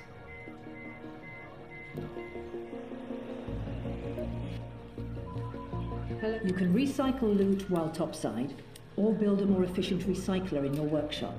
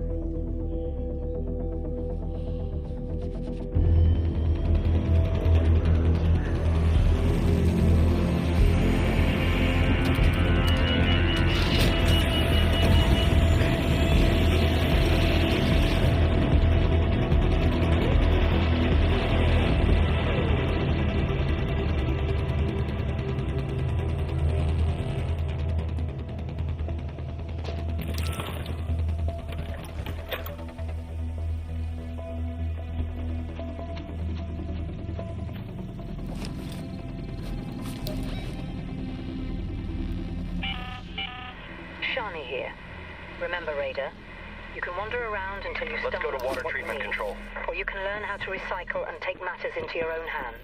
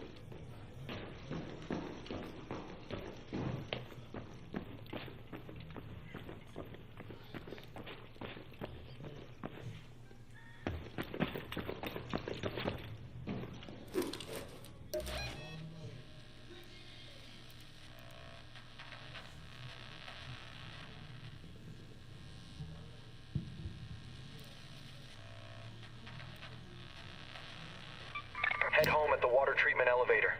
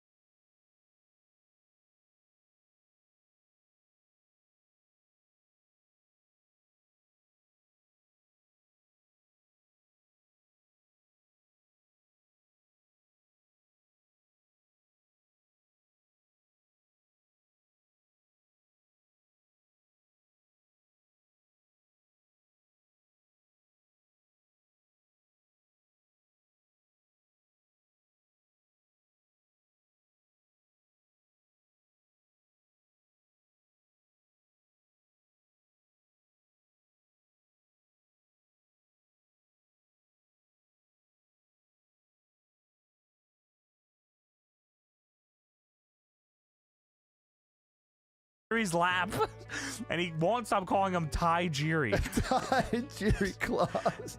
So he's got this list here. He says, "I'll take a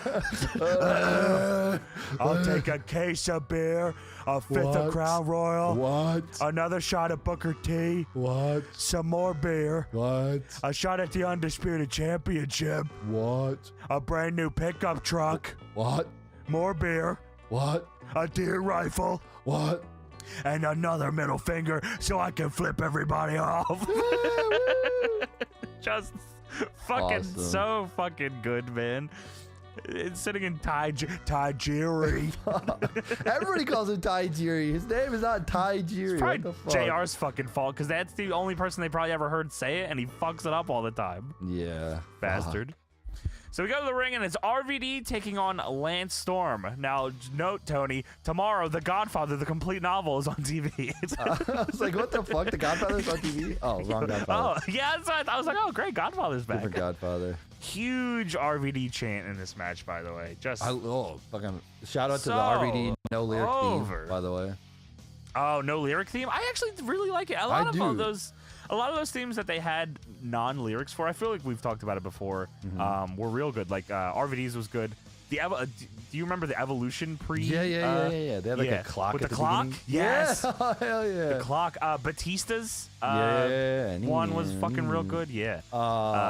RVD doesn't have his pyro here though, right? He doesn't get the he doesn't. I like the. He wasn't as over yet, allegedly. Yeah, right. So we start the match off here. Lance throws a kick. RVD ducks it and throws one of his own. Looked fucking real cool. EC dub chants, I think, are going on. Yes, smattering as well. EC dub chants. Yes. Lance does the Macho Man guillotine gimmick over the top rope and then hits a really nice springboard clothesline for a 2 count. RVD does a leaping swanton to Lance, which was not the Rolling Thunder. It was like he was going for the People's Elbow version of a Rolling Thunder. He runs over Lance, hits the ropes, runs over him, goes to the other side of the ropes, and then runs at Lance and just does a leap into the air and fucking swantons him. Dude, it was real fucked. It was like cursed. It's cursed. Rolling he was Thunder. trying to figure it out. He was still figuring it out. RVD goes for a monkey flip in the corner, but gets shoved back, and then Lance Storm hits him in the fucking face with a super kick for a 2 count. Not his finish. I popped. I was like, that's it. Nope. Apparently that super kick's not Lance Storm's finish here. Which is weird because he debuted throwing the super kick. And that was also like big ECW finish. Was that? Hell yeah! In WCW he won. I mean, he won with the crab a lot in WCW too, but he threw a fucking super kick. That's a good super kick too. They go for I think Lance goes for a back suplex off the top rope, but RVD lands on his feet, which was super fucking impressive, and hits a spinning heel kick. And Lance is down. RVD goes to the top. Big old 5-star for the win. And I think this is when they started to say, oh, he can do it from any direction. He can turn him midair. Oh, yeah. They're really getting that over. So fun little match, these two. And Messenger Boy. Fuck. We go back to the Vince McMahon Christmas party. And Test is here, and Test is watching another. Is probably which one do you think this is? Blitzen.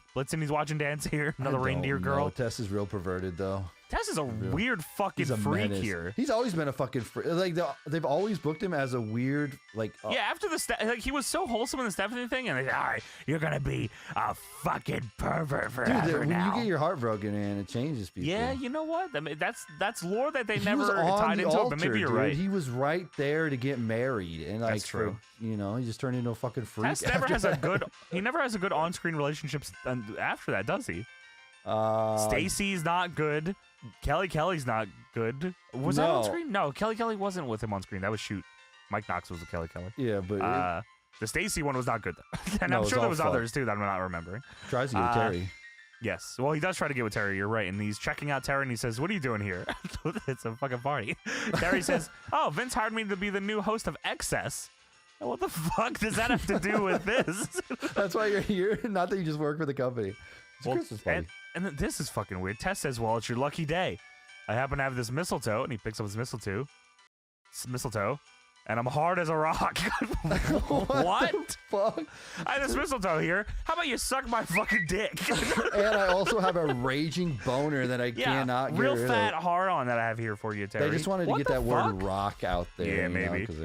Because Terry says, speaking of rock, didn't The Rock beat you on SmackDown? I can't hear most of what is being said here because they have everyone else mic'd up but these fucking two. So everyone in the party is still partying and talking, but these two are just getting drowned out by fucking everything. So Tess says he won't. He's talking about The Rock. He says The Rock won't win the title tonight. Speaking of getting lucky, how about we mic everyone else in the room but us? Yeah, what the hell? This happens like all the way through the whole party. It gets constantly worse, I think, There's so much shit going on here, dude. They go away from Test and Terry over to Charmel, who has a microphone now. And is just fucking interviewing Maven about Tough Enough. Why is this the place you do this? Why didn't they do this like they couldn't Do do a this like in the pre-tape from regular earlier in the day or something? Yeah, or like where they usually interview people. Why is it at this fucking party? Right, yeah. I guess to get this spotted, but it was kind of awkward. Maven says, I was with the Tough Enough crew earlier, and the competition has been great. So many fucking people are talking, bro. Maven's having to practically shout over It's like everyone. the most like, hey, you were a Tough Enough competitor. Yeah. Do you like Tough Enough? Yeah, it's great. yeah, Tough Enough sweet. I love Tough Enough. Okay. What if he said, no, Tough Enough fucking sucked, man. They Dude, whooped my it's ass. Fucking They took suck. liberties on me every In fact, I hate goddamn fucking wrestling, week. and I'm gonna be done with wrestling soon. And Yeah, I'm about to go sell some cat shit on TV. Charmel says, you watch WWF? Nah, man, not really a fan. You watch the show? Maven says, yeah, I love WWF. The grocery scene last week was the funniest thing I've ever seen. Was that just last week? I guess so. Wow, okay. We've reviewed that before, right? So I guess Booker T overhears this and he says, what you say? What you say about me? You call me a liar? Huh? Maven's like, what the fuck are you talking? I call you a liar? I didn't call you a fucking liar. What are you talking about, dude? What are you talking about, dude? Booker says, yeah, you call me a liar, sucker. I want your punk ass in the ring. Then we'll see how tough you are. What the fuck? What did you fucking hear? Boss Man standing there too in his suit. Do you think Maven was supposed to say something else and Booker just went along with this liar thing? Like Maven was supposed to say something about Booker being a liar or something? I don't know. Because this didn't make any fucking... What is he lying about? I don't know. Maybe he's saying, yo, you're a liar because you're scared of Austin or whatever. Maybe, but that wasn't even... I don't know. Yeah. That is not the end of the segment, though, because Mae Young is going for another cup of punch. She scoops it up in her fucking red solo cup and then chugs it. Brooklyn Brawler's encouraging her to fucking chug it. And JR says, keep her away from the heavy machinery. Fucking hell. That's awesome. And now it's time for the eggnog match. Oh, hell yeah. Stacy Keibler versus Tori Wilson. And while Stacy's making her entrance here, JR says, the Cerebral Assassin returns soon. So I guess this was pretty soon to the Madison Square Garden show that they're going to do. Triple H was just waiting for the whole invasion thing to blow over before he decided to come back. Yeah, I think so. That was in the dumps, so I'm going to wait for fuck that. Very Shawn Michaels-esque. I'll be nowhere near that at all. I had nothing to do with the invasion being a flop. I don't know, man. I think he would have loved to fucking pin DDP and Booker T all at the same time. At the same time, stack them all up. Hell yeah. Pin Chuck Palumbo while he's at it. Chronic. JR on commentary also says, if you joined us on Heat, you saw a confrontation involving Stacy and Tori. And I guess they Stacy was getting involved into Tajiri's match, and they kind of had a little schmoz there. Stacy they couldn't get a set of stairs for these fucking two, I guess. So they had to walk all the way down the ramp and then turn and go like beside the ramp to get to where the eggnog is. Yes. Stacy walks over and tastes the eggnog, which is the most disgusting thing she could have possibly done. JR tells Lawler to sit down, Lawler, you're embarrassing me. Tori comes out to the same entrance here. Stacy smacks Tori, and as Tori's throwing candy canes into the crowd, and then Stacy scoop slams Tori into the eggnog. And I was like, oh, okay, is that it? I thought that was that it? No, it was not it, because this is a pinfalls match. They technically never had to go inside of the eggnog, I don't think, unless the rule was you had to get pinned in the eggnog, which they didn't establish. Yeah, it's like the Gravy Bowl match. Don't you know the rules of the historic Gravy Bowl match? It's Gravy Bowl match. The eggnog, the pool is just the canvas that you wrestle in. It's like the ring. They're like an artist. And this is their canvas. They paint with their bodies. That's what they do. Oh, that's awesome. Me too. Speaking of weird perverted stuff, oh my god, fucking King is all horned up. So fucking weird in this one. So Stacy keeps pushing Tori back into the eggnog repeatedly. Then Tori ends up dragging her in as Stacy holds onto the ref, so that all three of them are in the eggnog. This turns from like, oh, okay, you got to pin each other here. These two are taking turns trying to drown and kill each other in eggnog. This is very fucking violent. This is Christmas Eve, and these two women are drowning one another. Dude, I thought Tori was gonna die at one point. She was like Me too. under for like. I thought they both were gonna fucking actually like get fucked here. Not get fucked. Lawler says, Lawler says,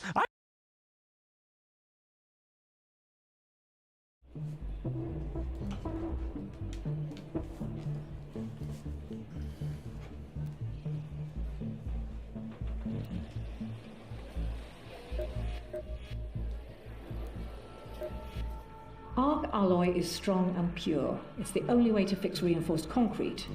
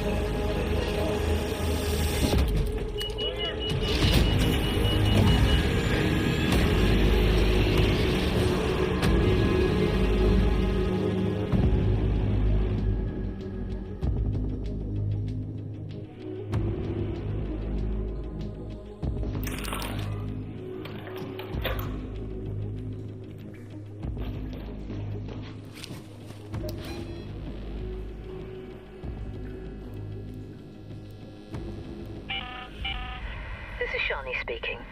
Got your gun ready, Raider? Do keep your wits about you when you take on Ark. Too much noise, and you'll attract unwanted attention. And don't forget to grab the alloy from the machines you bring down.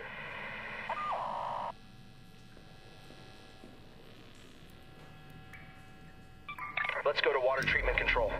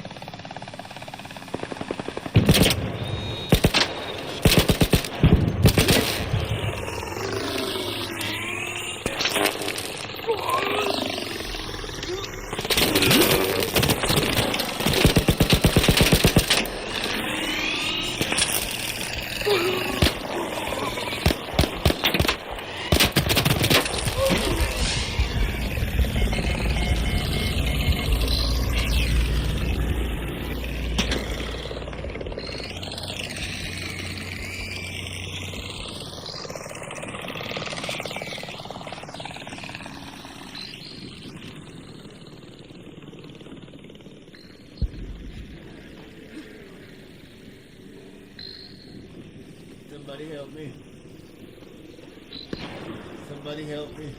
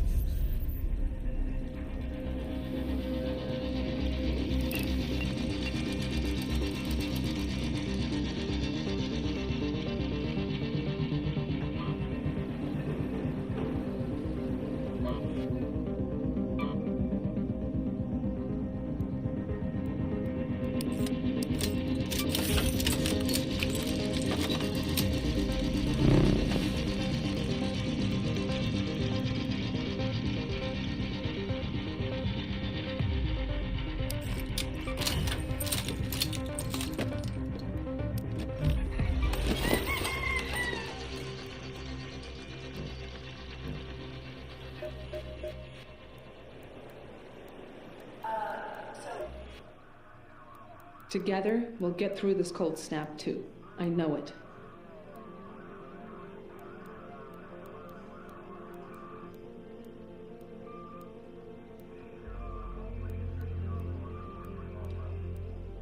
At the end of the day, you can't eat coins.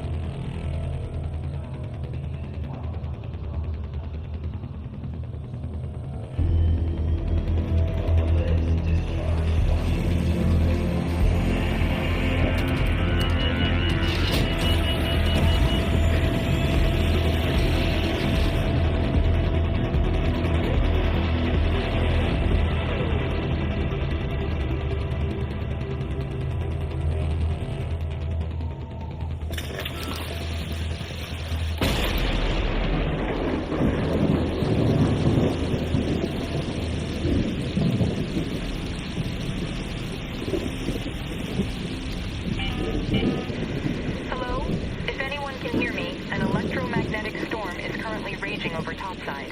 Beware the lightning strikes if you're outdoors.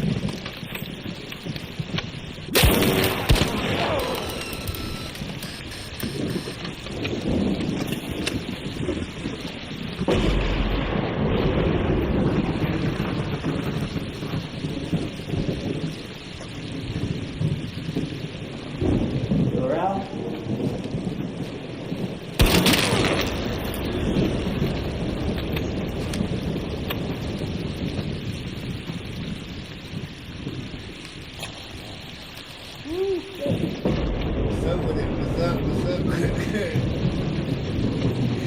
up with it?